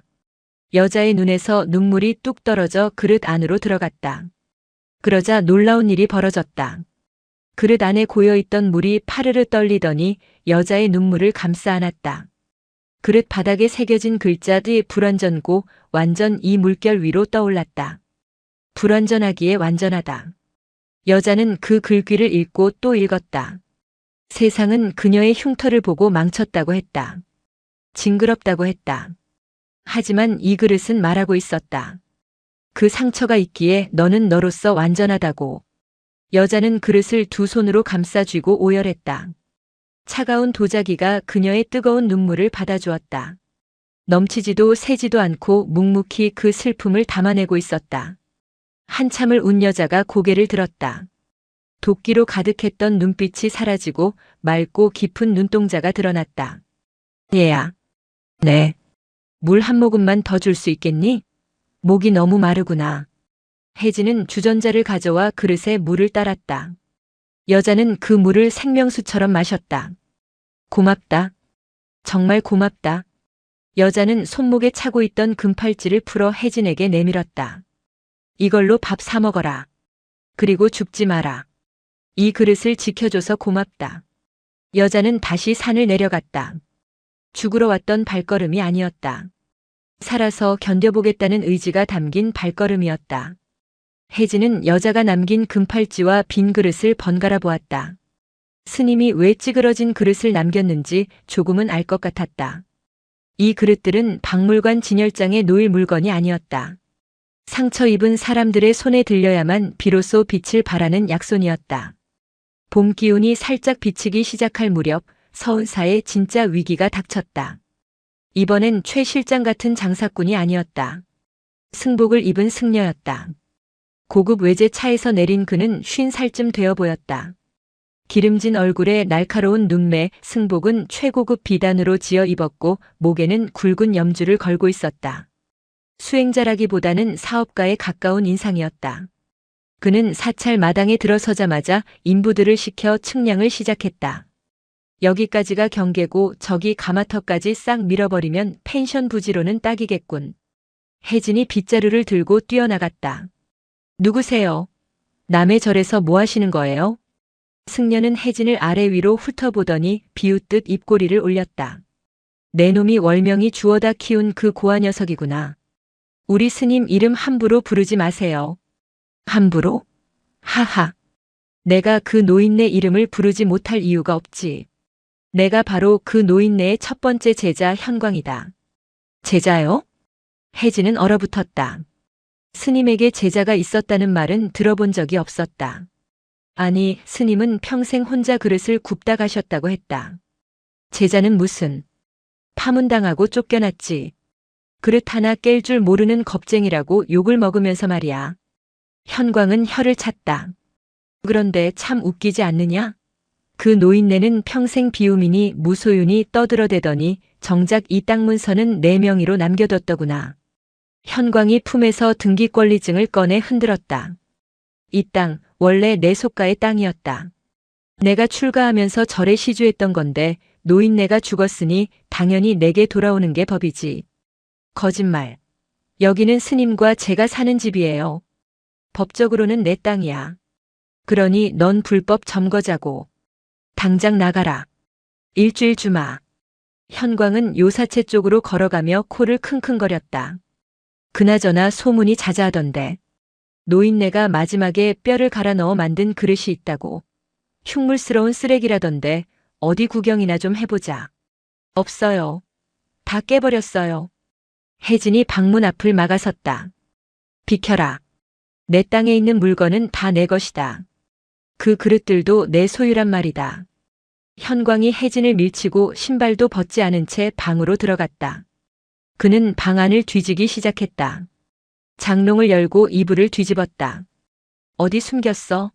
그 돈 되는 아니, 그 흉물들 어디 있냐고. 그때 혜진의 눈에 현광의 손목에 걸린 염주가 들어왔다. 최고급 자단나무로 만든 염주였지만 그 알 하나하나가 미세하게 금이 가 있었다. 그리고 현광의 손톱은 흙대가 아니라 매니큐어를 바른 것처럼 반들반들하게 관리되어 있었다. 이 사람은 흙을 만지는 사람이 아니었다. 돈을 만지는 사람이었다. 못 찾을 거예요. 혜진이 차갑게 말했다. 스님 그릇은 당신 같은 사람 눈에는 절대 안 보여요. 이 쥐방울만한 녀석이. 현광이 손을 들어 혜진의 뺨을 올려붙이려는 순간이었다. 우웅 마이너스. 방바닥 정확히는 장판 아래에서 기묘한 공명음이 들려왔다. 마치 땅속에서 누군가 웅크리고 있다가 기지개를 켜는 듯한 소리였다. 현광의 손이 허공에서 멈췄다. 이 소리 뭐야? 현광의 얼굴에 공포가 서렸다. 단순한 바람 소리가 아니었다. 그것은 수천도의 불길을 견뎌낸 그릇들이 자신들을 모욕하는 자에게 보내는 경고의 울림이었다. 혜진은 당당하게 고개를 들었다. 들리세요? 스님이 화내시는 소리. 미친 소리 하지 마. 현광은 뒷걸음질 쳤다. 그는 서둘러 방을 빠져나갔다. 일주일이다. 일주일 뒤에 포크레인 끌고 올 테니 싹 다 비워놔. 그 그릇들도 다 찾아내서 박살을 내버릴 테니까. 현광은 도망치듯 차에 올라탔다. 차가 떠나고 흙먼지가 가라앉았다. 혜진은 떨리는 다리를 붙잡고 주저앉았다. 일주일. 이번엔 정말 갈 곳이 없었다. 땅 주인이 나타났으니 버틸 명분이 없었다. 혜진은 장판을 들쳤다. 11개의 그릇이 옹기종기 모여 있었다. 아까의 그 웅장한 소리는 어디 가고 그저 찌그러진 밥그릇들만 덩그러니 놓여 있었다. 스님 저 이제 어떡해요? 이 아이들 데리고 어디로 가요? 혜진의 눈물방울이 그릇 위로 떨어졌다. 그때 절 입구에서 또 다른 누군가의 그림자가 길게 드리워졌다. 이번엔 차가 아니었다. 걸어서 올라온 사람이었다. 등에 커다란 배낭을 메고 손에는 낡은 지팡이를 든 노숙자처럼 보이는 허름한 차림의 사내였다. 여기가 월명 스님 계신 곳입니까? 사내의 목소리는 굵고 낮았다. 혜진은 경계심 가득한 눈으로 그를 바라보았다. 또 그릇을 노리고 온 하이에나인가. 하지만 사내는 혜진을 보더니 털썩 무릎을 꿇었다. 늦어서 죄송합니다. 정말 너무 늦어서 죄송합니다. 사내는 땅바닥에 머리를 박고 오열했다. 그의 배낭에는 낡은 법전 한 권과 닳고 다른 변호사 배지가 매달려 있었다. 그는 거리의 변호사라 불리는 강민우였다. 10년 전 월명 스님이 빚은 그릇에 밥을 얻어먹고 자살을 멈췄다던 그 고시생이었다. 강민우는 배낭에서 주섬주섬 명함 한 장을 꺼내 혜진에게 건넸다. 꼬깃꼬깃 구겨지고 흙탕물이 묻은 명함이었다. 법무법인 율 대표 변호사 강민우. 하지만 그의 몰골은 노숙자와 다름없었다. 덥수룩한 수염, 냄새나는 등산복, 그리고 밑창이 다 다른 운동화. 혜진은 의심의 눈초리를 거두지 않았다. 변호사라면서 왜 거짓골이에요? 그러게 말이다. 이기고 지는 싸움에 지쳐서 도망쳤거든. 그러다 보니 여기까지 왔네. 민우는 툇마루에 걸터앉아 먼 산을 바라보았다. 10년 전이었지. 고시 공부하다 3번 떨어지고 빚쟁이한테 쫓겨 이 산에 올라왔었다. 목 매달 나무를 찾고 있었는데 월명 스님을 만났어. 그는 회상에 잠긴 듯 씁쓸하게 웃었다. 스님이 나한테 밥을 주셨는데 다 깨져서 국물이 줄줄 새는 그릇에 주시더구나. 내가 화를 냈지. 죽으러 가는 사람한테까지 이런 대접이냐고. 그래서요? 스님이 그러시더군. 새는 그릇에도 밥은 담긴다. 너는 깨졌지만 아직 쓸모가 있다. 그 말 한마디에 펑펑 울면서 밥을 먹었다. 그 밥 힘으로 다시 공부해서 변호사가 됐지. 민우는 혜진의 손에 들린 일그러진 그릇을 바라보았다. 그런데 세상에 나가보니 깨진 놈들은 쓸모없다고 버려지더구나. 나도 사람을 변호하는 게 아니라 돈을 변호하고 있었고. 그래서 다 때려치우고 스님 뵙으러 왔는데 너무 늦어버렸어. 그때 산 아래에서 요란한 엔진 소리가 들려왔다. 현광이 돌아왔다. 일주일 뒤에 오겠다던 그는 약속을 어기고 사흘 만에 인부들과 굴착기를 대동하고 나타났다. 밀어버려. 싹 다 밀어. 현광이 확성기를 들고 소리쳤다. 안 돼요. 혜진이 빗자루를 들고 뛰어나갔지만 거대한 굴착기의 삼날 앞에서는 당난거철일 뿐이었다. 비키지 못해? 법적으로 내 땅이야. 내 땅에 있는 쓰레기 치우겠다는데 누가 막아. 현광은 득이양양했다. 굴착기가 우지끈 소리를 내며 일주문 옆에 돌담을 무너뜨렸다. 와르르 무너지는 돌무더기 소리에 혜진이 비명을 질렀다. 그 순간 강민우가 앞으로 나섰다. 그는 낡은 법전을 손에 쥐고 굴착기 앞을 가로막았다. 멈추시오. 작지만 단단한 목소리였다. 뭐야 이거지는? 치워버려. 나는 이 사찰의 그리고 고 월명 스님의 법적 대리인 강민우요. 민우는 품에서 꼬깃 탄 명함을 꺼내 현광에게 날려보냈다. 대리인? 웃기고 있네. 죽은 사람이 무슨 대리인을 선임해? 유언 집행은 사후에도 유효하오. 그리고 당신이 주장하는 소유권 그거 하자가 많더군. 민우의 눈빛이 달라졌다. 패배감에 젖어있던 눈이 법정에서 상대를 쏘아보던 매서운 눈으로 변했다. 이 땅은 30년 전 당신이 증여했지만 점유취득 시효라는 게 있어.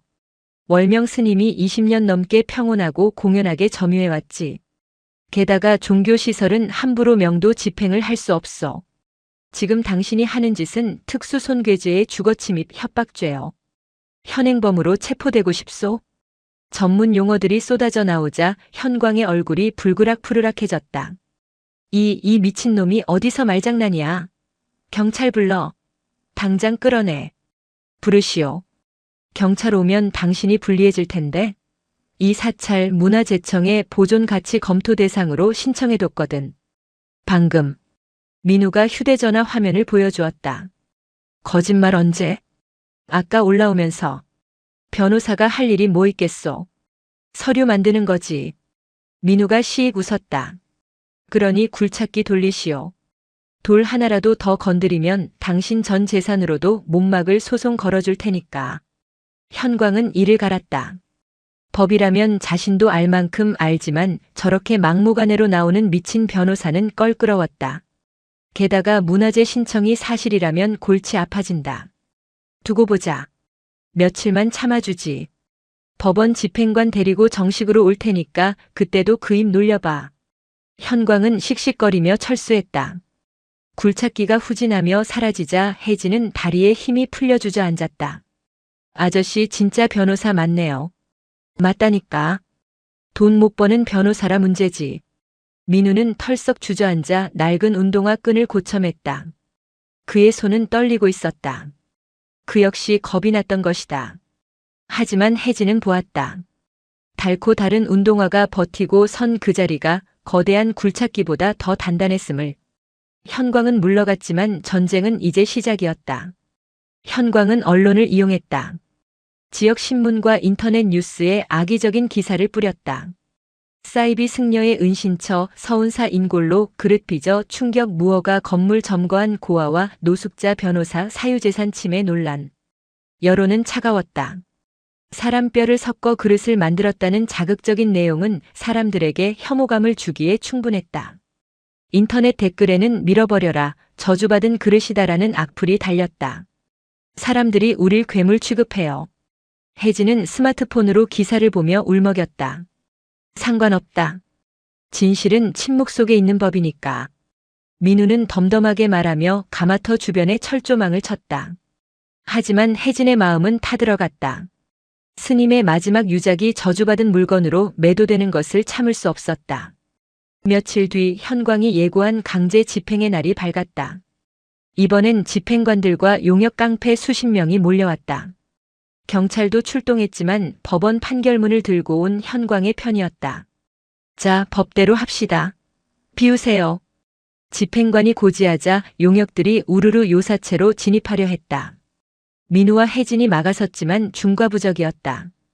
비켜. 다 끌어내. 그때였다. 산길 아래에서 누군가의 목소리가 들렸다. 그 그릇에 손대지 마라. 사람들의 시선이 쏠렸다. 놀라운 광경이었다. 수십 명의 사람들이 산을 올라오고 있었다. 얼굴에 화상을 입은 여자, 휠체어를 탄 청년, 한쪽 팔이 없는 중년 남성, 공황장애로 마스크를 깊게 눌러 쓴 학생, 세상에서 상처받고 부서지고 숨어 지내던 사람들이었다. 그들은 지난번 얼굴 화상 입은 여자가 인터넷 커뮤니티에 올린 글을 보고 모여든 것이었다. 나를 살려준 못난이 그릇, 그곳이 위험합니다. 그들은 띠를 두르거나 구호를 외치지 않았다. 그저 조용히 혜진과 그릇들 주위로 모여들어 인간 방패를 만들었다. 당신들 뭐야? 비키지 못해? 용역 반장이 위협했지만 휠체어를 탄 청년이 앞을 막아섰다. 부수려거든 나부터 부수시오. 나는 이미 부서진 몸이라 겁나지 않소. 화상을 입은 여자가 앞으로 나와 혜진의 손을 잡았다. 이 그릇은 흉물이 아닙니다. 우리 같은 사람들에게는 거울입니다. 당신들이 혐오하는 이 찌그러진 모습이 우리에게는 위로란 말입니다. 현광은 기가 찼다. 오합지졸들이 모여서 떼법을 쓰네. 다 밀어버려. 깡패들 시켜서 다 끌어내라고. 하지만 용역들도 주춤거렸다. 건장한 남자들이라면 모를까 아픈 사람들과 장애인들을 힘으로 밀어붙이는 건 부담스러웠다. 카메라도 돌아가고 있었다. 그때 현광이 직접 나섰다. 그는 망치를 들고 성큼성큼 다가왔다. 내 물건 내가 부수겠다는데 말이 많아. 비켜. 현광은 휠체어를 발로 차고 혜진에게 달려들었다. 그의 목표는 혜진의 품에 안긴 스님의 마지막 유작 중 가장 볼품없이 일그러진 12번째 그릇이었다. 이게 제일 흉측하군. 본보기를 보여주마. 현광이 망치를 높이 쳐들었다. 혜진은 그릇을 꼭 껴안고 등을 돌렸다. 자신의 등짝으로라도 망치를 받아낼 생각이었다. 안 돼. 민우가 몸을 날렸지만 거리가 멀었다. 망치가 혜진의 등을 향해 내려 꽂히는 절체절명의 순간. 챙. 맑고 청한 소리가 울렸다. 비명이 아니었다. 금속이 부딪히는 소리도 아니었다. 그것은 마치 거대한 종이 울리는 듯한 깊은 공명음이었다. 현광의 망치는 혜진의 등을 때리지 못했다. 혜진이 품고 있던 그릇에서 뿜어져 나온 알 수 없는 기운 때문인지 아니면 현광의 손이 미끄러진 것인지 망치는 바닥에 돌을 때리고 튕겨나갔다. 하지만 충격으로 혜진이 넘어지며 품에 안고 있던 그릇이 바닥으로 굴러떨어졌다. 대구르르. 찌그러진 그릇은 돌바닥 위를 구르다 현광의 발 앞에 멈췄다. 깨졌다. 누군가 비명을 질렀다. 그릇의 한쪽 귀퉁이가 떨어져 나갔다. 하얀 속살이 드러났다. 혜진은 숨이 멎는 것 같았다. 스님의 뼈와 살이 담긴 그릇이 깨졌다. 하하, 꼴 좋구나. 드디어 박살이 났어. 현광은 광소를 터뜨리며 깨진 조각을 집어들었다. 자, 보아라. 이게 무슨 명작이냐? 그냥 흙덩어리지. 뼈? 웃기지도 않아. 그냥 칼슘 덩어리일 뿐이라고. 현광은 깨진 조각을 사람들에게 들어 보이며 조롱했다. 그런데 이상했다. 깨진 단면에서 빛이 나고 있었다. 햇빛이 비치자 그릇의 깨진 틈 사이로 무지갯빛 서기가 뿜어져 나왔다. 그것은 단순한 굴절이 아니었다. 흙 속에 섞인 뼈가루들이 층층이 쌓여 만들어낸 마치 자개장처럼 영롱한 빛깔이었다. 현광의 웃음이 멈췄다. 사람들이 웅성거리기 시작했다. 저거 봐, 깨지니까 더 빛나. 속이 보석 같아. 민우가 다가와 바닥에 떨어진 본체를 집어들었다. 귀퉁이가 깨져나갔지만 그 덕분에 그릇의 내부 구조가 드러났다. 겉은 투박한 회색이었지만 속은 은하수처럼 반짝이는 입자들로 가득 차 있었다. 현광 스님. 민우가 낮게 불렀다. 당신 말이 맞소. 이건 흙덩어리고 칼슘 덩어리요. 하지만 당신은 하나를 모르고 있소. 뭘? 월명 스님은 평생 깨진 그릇만 만드셨소. 왜인지 아시오? 깨져야만 안이 보이기 때문이요. 민우는 깨진 그릇을 현광의 눈앞에 들이대었다. 보시오. 겉만 번지르르한 당신 눈에는 안 보이겠지만 이 그릇은 깨짐으로써 비로소 자신의 가장 아름다운 속살을 보여주고 있소. 당신의 그 비단 승복 안에 감춰진 욕망과는 정반대지. 현광은 뒷걸음질 쳤다. 그릇의 깨진 단면이 마치 날카로운 눈동자가 되어 자신을 노려보는 것 같았다. 자신의 추악한 내면을 꿰뚫어보는 듯한 섬뜩함. 치워. 저주받은 물건이야. 현광이 손을 휘저었다. 그때 혜진이 다가왔다. 혜진의 손에는 물병이 들려 있었다. 혜진은 깨진 그릇에 물을 부었다. 깨진 틈으로 물이 셀 것이라는 모두의 예상과 달리 물은 표면 장력으로 아슬아슬하게 맺혀 있었다. 그리고 물이 차오르자 바닥에 글자가 떠올랐다. 이번 글자는 앞서 발견된 11개의 그릇과 달랐다. 12번째 그릇. 이것은 스님이 현광을 위해 남긴 유일한 유산이었다. 여역시 불. 여역시 불. 사람들이 수군거렸다. 민우가 해석했다. 너 또한 부처다. 현광의 눈이 커졌다. 탐욕, 살생, 거짓. 자신을 향해 쏟아질 줄 알았던 비난의 단어가 아니었다. 자신을 파문하고 쫓아낸 스승이 평생을 저주했을 거라 믿었던 스승이 마지막으로 남긴 말은 너 또한 부처라는 용서와 인정이었다. 이게 왜? 현광의 다리가 후들거렸다. 그는 그릇을 뺏어들고 안을 들여다보았다. 물결 위에 일그러진 자신의 얼굴이 비쳤다. 욕심에 찌든 얼굴, 화에 일그러진 얼굴. 그런데 그 위에 부처라는 글자가 겹쳐 보였다. 거짓말이야. 노인네가 나한테 이런 말을 할 리 없어. 날 얼마나 미워했는데. 미워하지 않으셨어요. 혜진이 말했다. 스님은 매일 밤 기도하셨어요. 현광 스님이 돌아오게 해달라고. 그릇이 깨져도 다시 흙으로 돌아가듯 현광 스님도 언젠가 본래 마음으로 돌아올 거라고. 닥쳐. 닥쳐. 현광은 그릇을 내동댕이 치려 했다. 하지만 손이 말을 듣지 않았다. 마치 그릇이 손바닥에 달라붙은 것처럼 떨어지지 않았다. 아니, 그가 놓지 못하고 있었다. 평생 갈구했던 스승의 인정이, 그토록 원망했던 아버지 같은 존재의 사랑이 그 찌그러진 그릇 안에 담겨 있었기 때문이다. 으아앙. 현광은 그릇을 끌어안고 자리에 주저앉아 통곡했다. 천광산 호랑이라 불리던 욕망의 화신이 깨진 밥그릇 하나를 안고 어린아이처럼 울음을 터뜨렸다. 그 울음소리는 서운사 마당을 가득 메웠다. 사람 방패가 되었던 상처 입은 사람들도 용역 깡패들도 경찰도 모두 숙연하게 그 모습을 지켜보았다. 깨진 그릇이 가장 단단하게 굳어있던 사람의 마음을 기어이 깨뜨려 버린 것이다. 통곡이 멈춘 자리는 태풍이 지나간 바다처럼 고요했다. 현광은 한참이나 바닥에 엎드려 있었다. 그의 비단 승복은 흙투성이가 되었고 항상 기름지게 빛나던 얼굴은 눈물과 콧물로 범벅이 되어 있었다.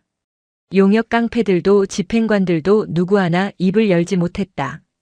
법원 판결문보다 더 무거운 마음의 판결이 내려진 현장이었다. 가자. 현광이 비틀거리며 일어났다. 그의 목소리는 쉬어 있었다. 스님, 어디로 가십니까? 아직 집행이. 용역 반장이 쭈뼛거리며 묻자 현광은 씁쓸하게 웃었다. 집행은 끝났다. 내 마음속에 탐욕을 집행했으니 더 이상 부술 것이 없다. 현광은 혜진에게 다가갔다. 혜진은 긴장하며 깨진 그릇 조각을 움켜쥐었다. 하지만 현광은 혜진을 해칠 생각이 없어 보였다. 그는 품에서 땅 문서와 인감도장이 든 봉투를 꺼냈다. 받거라. 이게 뭐예요? 이 땅의 주인은 내가 아니다. 그렇다고 너도 아니다. 현광은 봉투를 혜진의 손에 쥐어주며 12개의 그릇을 눈짓으로 가리켰다. 저 못난 녀석들이 주인이다. 나는 잠시 등기부라는 종이 쪼가리에 이름을 올렸을 뿐 한 번도 이 땅의 흙냄새를 맡아본 적이 없었구나. 현광은 손목에 차고 있던 최고급 자단나무 염주를 풀었다. 수천만 원을 호가한다는 그 염주를 망설임 없이 바닥에 내려놓았다. 이것도 버리고 가마. 부처님 흉내를 내려고 걸치고 다녔던 족쇄였다. 이제야 목이 좀 가볍구나. 그는 마지막으로 요사체 툇마루를 향해, 아니 보이지 않는 월명 스님의 영정을 향해 큰 절을 올렸다. 삼배미를 올리는 그의 등은 더 이상 거만한 사업가의 등이 아니었다. 늙고 지친 그러나 비로소 길을 찾은 수행자의 등이었다. 잘 있어라. 꼬마 스님. 현광은 차를 타지 않았다. 그는 운전기사에게 차 열쇠를 넘겨주고는 터벅터벅 걸어서 산을 내려갔다. 그의 뒷모습이 석양 속으로 사라질 때까지 혜진은 꼼짝도 하지 않았다. 그날 저녁 서운사 마당에서는 기이한 저녁 식사가 열렸다. 화상 입은 여자 휠체어 탄 청년 강민우 변호사 그리고 혜진. 그들은 월명 스님이 남긴 12개의 그릇에 밥을 담아 먹었다. 찌그러진 그릇, 귀퉁이가 깨진 그릇, 구멍이 날 듯 얇아진 그릇. 모양은 제각각이었지만 밥맛은 꿀맛이었다. 신기하네. 휠체어 탄 청년이 말했다. 보통 그릇에 먹으면 그냥 밥인데 이 그릇에 먹으니까 위로를 먹는 것 같아. 강민우가 숟가락을 내려놓으며 말했다. 스님의 뼈가 흙이 되고 그 흙이 그릇이 되어 밥을 안았으니 우리는 지금 스님의 육신으로 배를 채우고 있는 셈이지. 이걸 먹고도 힘을 못 낸다면 그게 더 이상한 일 아니겠나. 혜진은 말없이 밥을 씹었다. 12번째 그릇, 여역시불러 또한 부처다이 새겨진 그릇은 깨진 채로 식탁 중앙에 놓여 있었다. 깨진 틈으로 밥알이 보였지만 아무도 그것을 흉하다 하지 않았다. 깨진 틈이 마치 웃고 있는 인매처럼 보였기 때문이다. 계절이 4번 바뀌고 다시 겨울이 왔다. 서운사는 달라졌다. 현광이 두고 간 땅문서 덕분에 사찰은 온전히 보존되었지만 더 이상 조용한 수행 도량은 아니었다. 간판 없는 병원. 사람들은 서운사를 그렇게 불렀다. 주말이면 전국 각지에서 사람들이 몰려왔다. 사업에 실패한 가장, 학교 폭력으로 등교를 거부하는 학생, 자식을 잃은 부모 하나같이 마음이 산산조각 난 사람들이었다. 그들은 약을 처방받으러 오는 게 아니었다. 그저 밥 한 끼를 먹으러 왔다. 혜진은 새벽부터 가마솥에 불을 지피고 밥을 지었다. 반찬이라곤 김치와 된장국뿐이었지만 12개의 그릇에 담아내는 순간 그것은 세상에서 가장 귀한 보약이 되었다. 자, 드세요. 혜진은 우울증으로 앙상하게 마른 여대생 앞에 그릇 하나를 놓아주었다. 바닥에 4- 버릴 사자가 새겨진 그릇이었다. 이 그릇은 밑이 좀 평평하지 않아서 자꾸 흔들려요. 그러니까 드실 때 손으로 꼭 잡고 드셔야 해요. 여학생은 떨리는 손으로 그릇을 감싸쥐었다. 그릇의 온기가 차가운 손바닥을 타고 심장까지 전해졌다. 흔들리는 그릇을 붙잡기 위해 집중하는 동안 머릿속을 맴돌던 죽음의 충동이 잠시 잊혔다. 따뜻해. 여학생은 국물까지 싹 비웠다. 바닥에 드러난 버릴 4글자를 보며 그녀는 참았던 눈물을 터뜨렸다. 미움도 원망도 나쁜 기억도 다 버리고 가라는 스님의 목소리가 들리는 듯 했다. 강민우는 아예 짐을 싸들고 절로 들어왔다. 그는 변호사 배지를 서랍 깊숙이 넣어두고 앞치마를 둘렀다. 그는 설거지 담당이었다. 변호사님, 아니 처사님. 설거지 좀 살살 하세요. 그러다 또 깨먹겠어요. 혜진이 타박하자 민우는 허허 웃었다. 이 녀석들이 워낙 단단해서 괜찮다. 뼈대 있는 가문 출신들이라 그런지 맷집이 좋아. 하지만 평화로운 나날만 계속된 것은 아니었다. 그릇의 명성이 높아지자 이번에는 수집가들이 눈독을 들였다. 어느 날 국내 굴지의 재벌 그룹 회장이 비서를 대동하고 찾아왔다. 그는 12개의 그릇을 통째로 사고 싶다고 제안했다. 이건 국보급입니다. 이런 산골짜기에서 밥그릇으로 쓰다가 깨지기라도 하면 국가적 손실이에요. 제가 박물관을 지어 항온항습실에 영구 보존하겠습니다. 가격은 백지수표로 드리죠. 회장의 제안은 논리적이었다. 보존. 그것은 유물을 대하는 가장 합리적인 방식이었다. 하지만 혜진은 고개를 저었다. 안 팝니다. 돈이 부족해서 그럽니까? 아니요. 이 그릇들은 갇혀 있으면 죽습니다. 혜진은 밥알이 말라붙은 그릇 하나를 들어보였다. 보세요. 여기 이 흠집, 어제 젓가락질 서툰 꼬마가 낸 겁니다. 저기 저 얼룩은 지난주에 매운탕 국물이 밴 거고요. 그러니까 그게 훼손이라는 겁니다. 아니요. 그게 완성입니다. 혜진의 눈빛은 단호했다. 스님은 말씀하셨어요. 그릇은 사람의 손을 타고 음식의 온기를 품고 입술과 부딪힐 때 비로소 살아있는 거라고. 박물관 유리관 속에 갇혀서 숨도 못 쉬는 건 그냥 예쁜 시체일 뿐이에요. 회장은 혜진의 기세에 눌려 아무 말도 하지 못했다. 10살 남짓한 소년의 입에서 나온 말이라고는 믿기지 않는 깊이였다. 그리고 이 그릇들은 약입니다. 아픈 사람들이 먹어야 낫는 약인데 그걸 부자들 눈요기감으로 가둬두면 직무유기죠.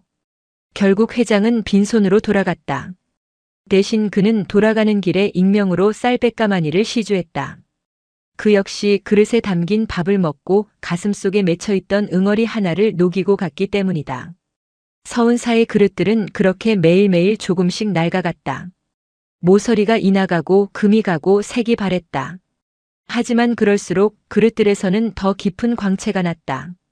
수천 명의 입술과 손길이 만들어낸 인간의 무늬가 더 씹혀지고 있었기 때문이다. 세월은 유수와 같았다. 서운사 마당의 느티나무가 10번 옷을 갈아입었고 혜진의 키는 문지방을 넘었다. 20살 청년이 된 혜진은 이제 승복 대신 간편한 개량 한복을 입고 있었다. 삭발했던 머리도 조금 길러 더부룩했다. 그는 정식 승려가 되지 않았다.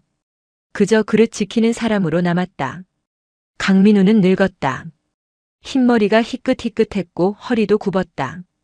그는 이제 설거지 대신 마당을 쓰는 일을 했다. 어느 가을날 저녁 공양 시간이었다. 여느 때처럼 식당은 사람들로 붐볐다. 혜진은 분주하게 국을 퍼담았다. 쨍그랑. 식당 한 구석에서 날카로운 파열음이 들렸다. 모든 사람의 동작이 멈췄다. 정적이 흘렀다. 한 중년 남성이 사색이 되어 서 있었다. 그의 발치에는 산산조각난 그릇이 흩어져 있었다. 그것은 노- 성낼 노자가 새겨진 그릇이었다. 12개의 그릇 중 가장 불의 기운이 강했던 녀석이었다.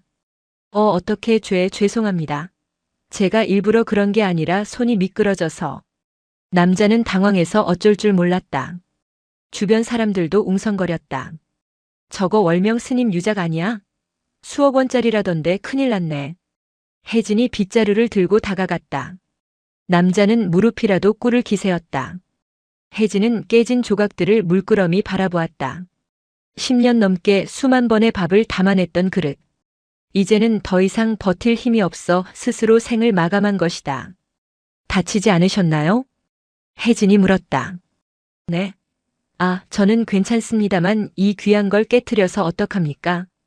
제가 변상하겠습니다. 얼마면 됩니까? 혜진은 빙그레 웃었다. 어릴 적 월명 스님이 짓던 그 미소와 꼭 닮아 있었다. 변상이라니요. 축하드릴 일입니다. 네. 축하요? 이 녀석이 오늘 손님에게 마지막 가르침을 주고 갔네요. 혜진은 쭈그리고 앉아 조각 하나를 집어들었다. 노자의 일부가 새겨진 파편이었다. 이 그릇은 화를 담고 있었습니다. 평생 뜨거운 국물을 담으며 사람들의 화를 식혀주었죠. 이제 그 소명을 다하고 터져버린 겁니다. 혜진은 파편을 남자의 손에 쥐어주었다. 이건 선물입니다. 가져가세요. 이걸요? 네. 살다 보면 화가 나서 견딜 수 없는 날이 올 겁니다. 그때 이 조각을 꺼내보세요. 그리고 생각하세요. 천하의 명작도 때가 되면 깨지는데 내 화 따위가 뭐라고 영원하겠는가. 그러면 마음이 좀 편해질 겁니다. 남자는 멍하니 조각을 바라보다가 이내 눈시울을 붉히며 고개를 끄덕였다. 그는 깨진 그릇값을 물어주는 대신 깨진 마음을 치료받고 돌아갔다. 그날 밤 혜진은 남은 조각들을 모아 가마터 뒤편 월명 스님의 돌무덤 옆에 묻어주었다. 스님, 노 녀석이 먼저 갔습니다. 아주 요란하게 갔어요. 혜진은 흙을 덮으며 중얼거렸다. 아까워? 뒤에서 강민우의 목소리가 들렸다. 그는 늙은 호박 하나를 들고 서 있었다. 아니요. 시원합니다. 거짓말. 너 어릴 때 그릇 하나 깨지면 세상 무너진 듯 울었잖아. 그때는 그릇이 그릇인 줄 알았으니까요. 혜진은 밤하늘을 올려다보았다. 보름달이 환하게 비치고 있었다. 이제는 알 것 같아요. 그릇은 깨지기 위해 존재한다는 걸요. 깨져야 흙으로 돌아가고 흙이 되어야 다시 무언가를 품을 수 있으니까요. 많이 컸다, 우리 꼬마 스님. 민우가 혜진의 어깨를 두드렸다. 이제 11개 남았구나. 저 녀석들도 언젠가는 다 깨지겠지? 그렇겠죠. 저도 아저씨도 언젠가 깨져서 사라질 테고요. 그렇지. 하지만 슬프지는 않네. 우리가 담았던 밥, 우리가 나눴던 마음, 그건 누군가의 살이 되고 피가 되어 계속 살아갈 테니. 두 사람은 달빛 아래 나란히 앉았다. 가마터의 불은 꺼진 지 오래였지만 그들의 가슴 속에는 꺼지지 않는 온기가 남아 있었다. 사라짐으로써 영원해지는 것들. 그 역설적인 진리가 서운사의 밤 공기를 채우고 있었다. 하지만 운명은 그들에게 평온한 결말만을 허락하지 않았다. 11개의 그릇이 남은 그해 겨울, 혜진에게 뜻밖의 편지 한 통이 도착했다. 발신인은 없었다. 봉투 안에는 낡은 사진 한 장과 짧은 메모가 들어 있었다. 사진 속에는 젊은 시절의 월명 스님이 갓난아기를 안고 있었다. 그리고 그 옆에는 얼굴이 반쪽이 일그러진 여인이 서 있었다. 메모에는 단 한 문장이 적혀 있었다. 그릇의 주인은 따로 있다. 혜진의 심장이 쿵 하고 내려앉았다. 자신이 고아라고만 알고 있었던 출생의 비밀, 그리고 월명 스님이 평생 숨겨왔던 업보의 실체가 수면 위로 떠오르기 시작했다. 사진 속 여자는 낯이 익었다. 비록 사진 속 얼굴은 흉터 없이 고왔지만 눈매만은 기억 속에 선명했다.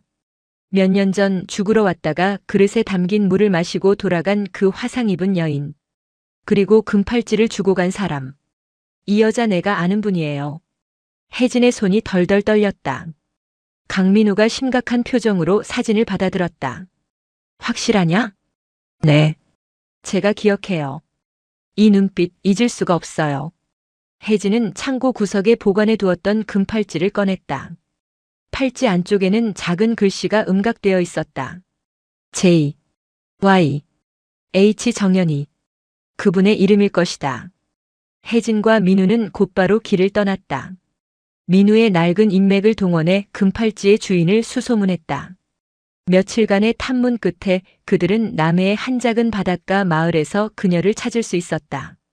그녀는 작은 횟집 주방에서 생선을 다듬고 있었다. 화상 입은 얼굴 반쪽을 머리카락으로 가린 채 묵묵히 칼질을 하고 있었다. 아주머니. 혜진이 불렀다. 여자의 칼질이 멈췄다. 그녀가 천천히 고개를 들었다. 청년이 된 혜진을 보자마자 그녀의 눈동자가 지진이 난 듯 흔들렸다. 살아있었구나. 잘 컸구나. 그녀는 피 묻은 손을 앞치마에 닦으며 혜진에게 다가왔다. 만지고 싶으나 차마 만지지 못하는 손이 허공에서 맴돌았다. 이 사진 아주머니가 보내신 거죠? 혜진이 사진을 내밀었다. 여자는 고개를 끄덕였다. 앉거라. 긴 이야기가 될 게다. 가게 문을 닫고 마주 앉은 자리. 여자는 소주 한 잔을 들이켜고 입을 열었다. 그녀의 입에서 나온 이야기는 혜진이 상상조차 하지 못한 지옥도였다. 20년 전이었다. 서운사 바로 밑에는 작은 민가 한 채가 있었지. 나와 내 남편 그리고 갓 태어난 아기가 살고 있었어. 혜진의 심장이 쿵쾅거렸다. 그때 월명 스님은 젊었고 오만했어. 그는 전설 속의 비색을 재현하겠다며 미쳐 있었지. 마을 사람들이 말렸어. 바람이 심하게 부는 날에는 가마에 불을 떼지 말라고. 하지만 그는 듣지 않았단다. 여자의 목소리가 떨리기 시작했다. 그날 밤 바람이 미친 듯이 불었어. 그런데도 스님은 가마 온도를 한계까지 올렸지. 결국 가마가 폭발했다. 폭발이요? 그래. 굴뚝에서 튀어오른 불똥이 강풍을 타고 우리 집 지붕으로 옮겨 붙었어. 초가집은 순식간에 불바다가 됐지. 혜진은 숨을 쉴 수가 없었다. 남편은 잠든 아이를 구하려다 무너진 기둥에 깔려 죽었다. 나는 불길 속으로 뛰어들었지만 얼굴에 불이 붙어 쓰러졌지. 그때 누군가 불길을 뚫고 들어와 아이를 안고 뛰쳐나갔어. 그게 월명 스님이었나요? 그래. 그는 아이를 구해서 나왔지. 하지만 내 남편은 구하지 못했어. 내 얼굴도 우리 행복도 그의 욕심이 낸 불씨 하나가 모든 것을 태워버린 거야. 혜진은 머리를 감싸쥐었다. 자신을 거두어준 생명의 은인. 아버지라 믿고 따랐던 스승. 그가 사실은 내 부모를 죽인 방화범이었다니. 내가 고아라서 거둔 게 아니라 나를 고아로 만든 장본인이어서 키운 것이라니. 나는 병원에서 1년을 보냈다. 퇴원하고 저를 찾아갔을 때 스님은 내게 젖동량을 하러 다니며 키우고 있더구나. 나를 보자마자 그 오만하던 양반이 땅바닥에 머리를 찌우며 피를 흘리도록 빌었어. 죽여달라고. 제발 죽여달라고. 여자의 눈에서 눈물이 흘러내려 흉터를 적셨다. 죽이고 싶었다. 당장이라도 그놈 목을 조르고 내 아이를 데려오고 싶었어. 하지만 내 꼴을 보니 그럴 수가 없더구나. 화상 입은 괴물 같은 얼굴, 가진 것 하나 없는 빈털터리 과부. 그런 내가 너를 키우면 너는 평생 괴물의 아들 소리를 들으며 살게 될 텐데. 그녀는 혜진의 손을 잡았다. 거칠고 투박한 손이었다. 그래서 두고 나왔다. 평생 속죄하며 키우라고. 내 놈이 만든 업보, 내 놈이 짊어지고 가라고. 그게 내가 할 수 있는 가장 잔인한 복수라고 생각했지. 그럼 스님이 매일 그릇을 깬 이유가? 그래. 그건 도자기가 아니야. 그날 밤 타 죽은 내 남편의 뼈고 타버린 내 얼굴 가죽이다. 그는 20년 동안 매일매일 그 지옥 불 속에서 살았던 거야. 혜진은 오열했다. 스님이 그릇을 깰 때마다 짓던 그 고통스러운 표정. 탐, 진, 치, 한.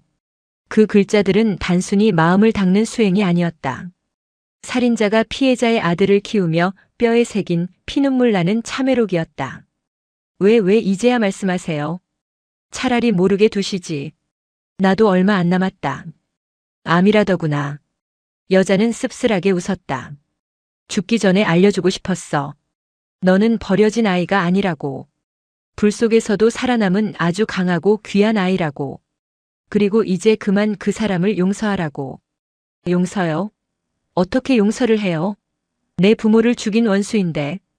그가 너를 살렸잖니. 그리고 너를 사랑했잖니. 내가 지켜봤다. 지난번 죽으러 갔을 때 그가 만든 그릇을 보고 알았어. 그 사람은 평생 너를 위해 샀다. 자기 자신은 죽이고 오직 너를 위해서. 여자는 혜진을 품에 안았다. 낯선 그러나 사무치게 그리운 어머니의 냄새가 났다. 비린내와 소주 냄새가 섞인 그 품에서 혜진은 아이처럼 엉엉 울었다. 혜진은 서운사로 돌아왔다.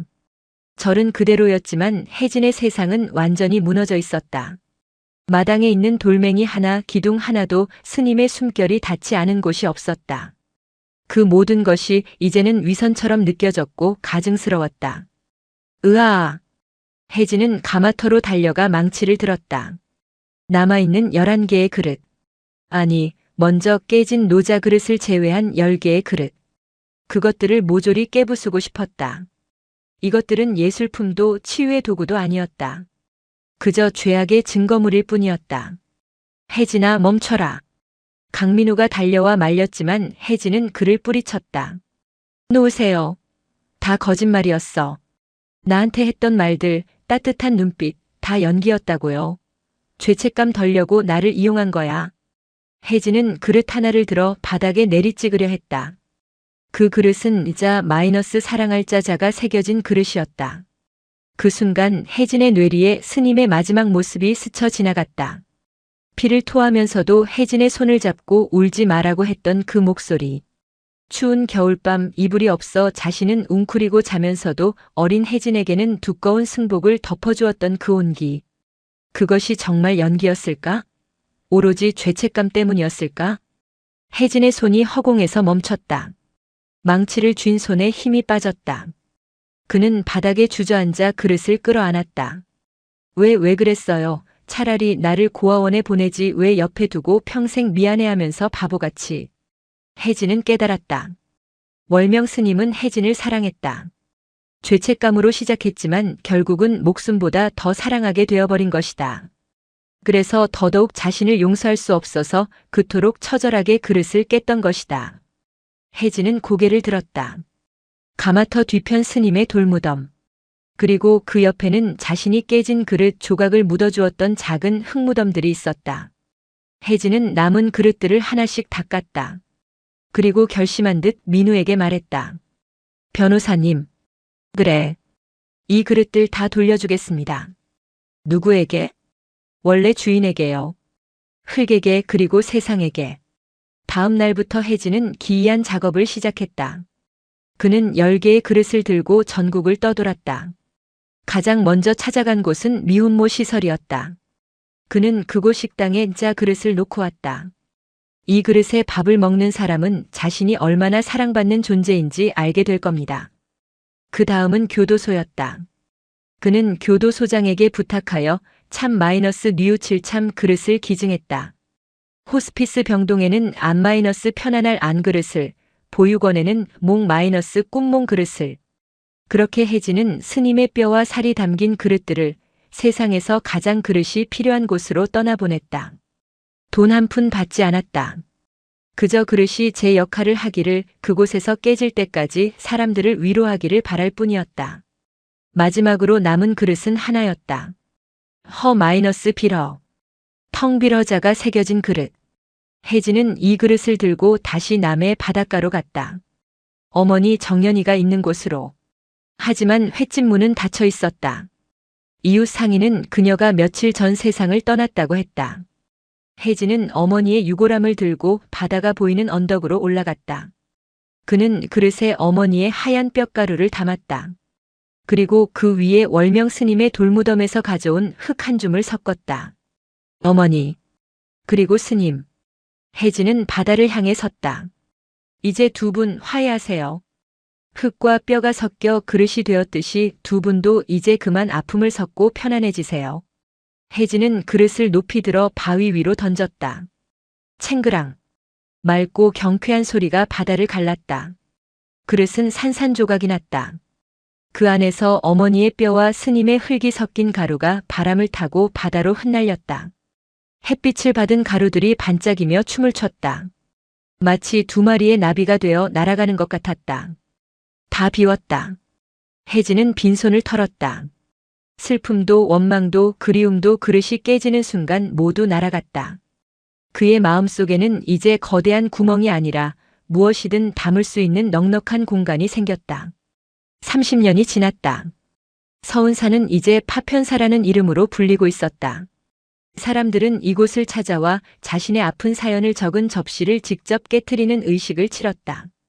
백발이 성성한 노승이 된 혜진은 가마 앞에서 흙을 빚고 있었다. 그의 곁에는 10살 되어 보이는 어린 동자승이 앉아 있었다. 스님, 왜 그렇게 못생기게 만드세요? 좀 예쁘게 빚으시지. 동자승이 투덜거렸다. 혜진은 빙그레 웃으며 찌그러진 그릇을 들어 올렸다. 이 녀석아, 이게 예쁜 거다. 에이, 거짓말. 삐뚤빼뚤한데 뭐가 예뻐요? 상처 없는 영혼이 어디 있겠느냐. 찢어지고 데이고 무너진 자국들, 그게 다 우리가 치열하게 살았다는 문이란다. 혜진은 갓 구워낸 따끈한 그릇에 물을 담았다. 물결이 잔잔해지자 그릇 바닥에 글씨가 떠올랐다. 완전할 완. 하지만 그 글자는 반쯤 지워져 있었다. 일부러 그렇게 새긴 것이었다. 완성은 끝이 아니다. 깨질 준비가 되었다는 뜻이지. 혜진은 망치를 들었다. 동자승이 눈을 동그랗게 떴다. 깨시게요? 그래. 이 그릇은 오늘 제 할 일을 다 했다. 내 마음을 비춰주었으니 이제 흙으로 돌아가 쉬게 해주어야지. 탁. 경쾌한 소리와 함께 그릇이 깨졌다. 혜진은 그 조각들을 주워 가마터 뒤편의 거대한 돌무덤 위에 올렸다. 수십 년간 쌓인 수백만 개의 파편들. 햇빛이 쏟아지자 그 파편의 무덤 전체가 거대한 보석처럼 찬란하게 빛나기 시작했다. 그것은 깨진 것들의 무덤이 아니었다. 비로소 빛을 찾은 별들의 은하수였다. 혜진은 합장하고 눈을 감았다. 바람결에 월명 스님의 굵은 기침소리와 어머니의 따뜻한 웃음소리가 들려오는 듯 했다. 오늘도 참 곱게 깨졌구나. 영상이 마음에 드셨다면 구독과 좋아요, 댓글 부탁드립니다. 부탁드립니다. 부탁드립니다. 부탁드립니다. 부탁드립니다. 부탁드립니다.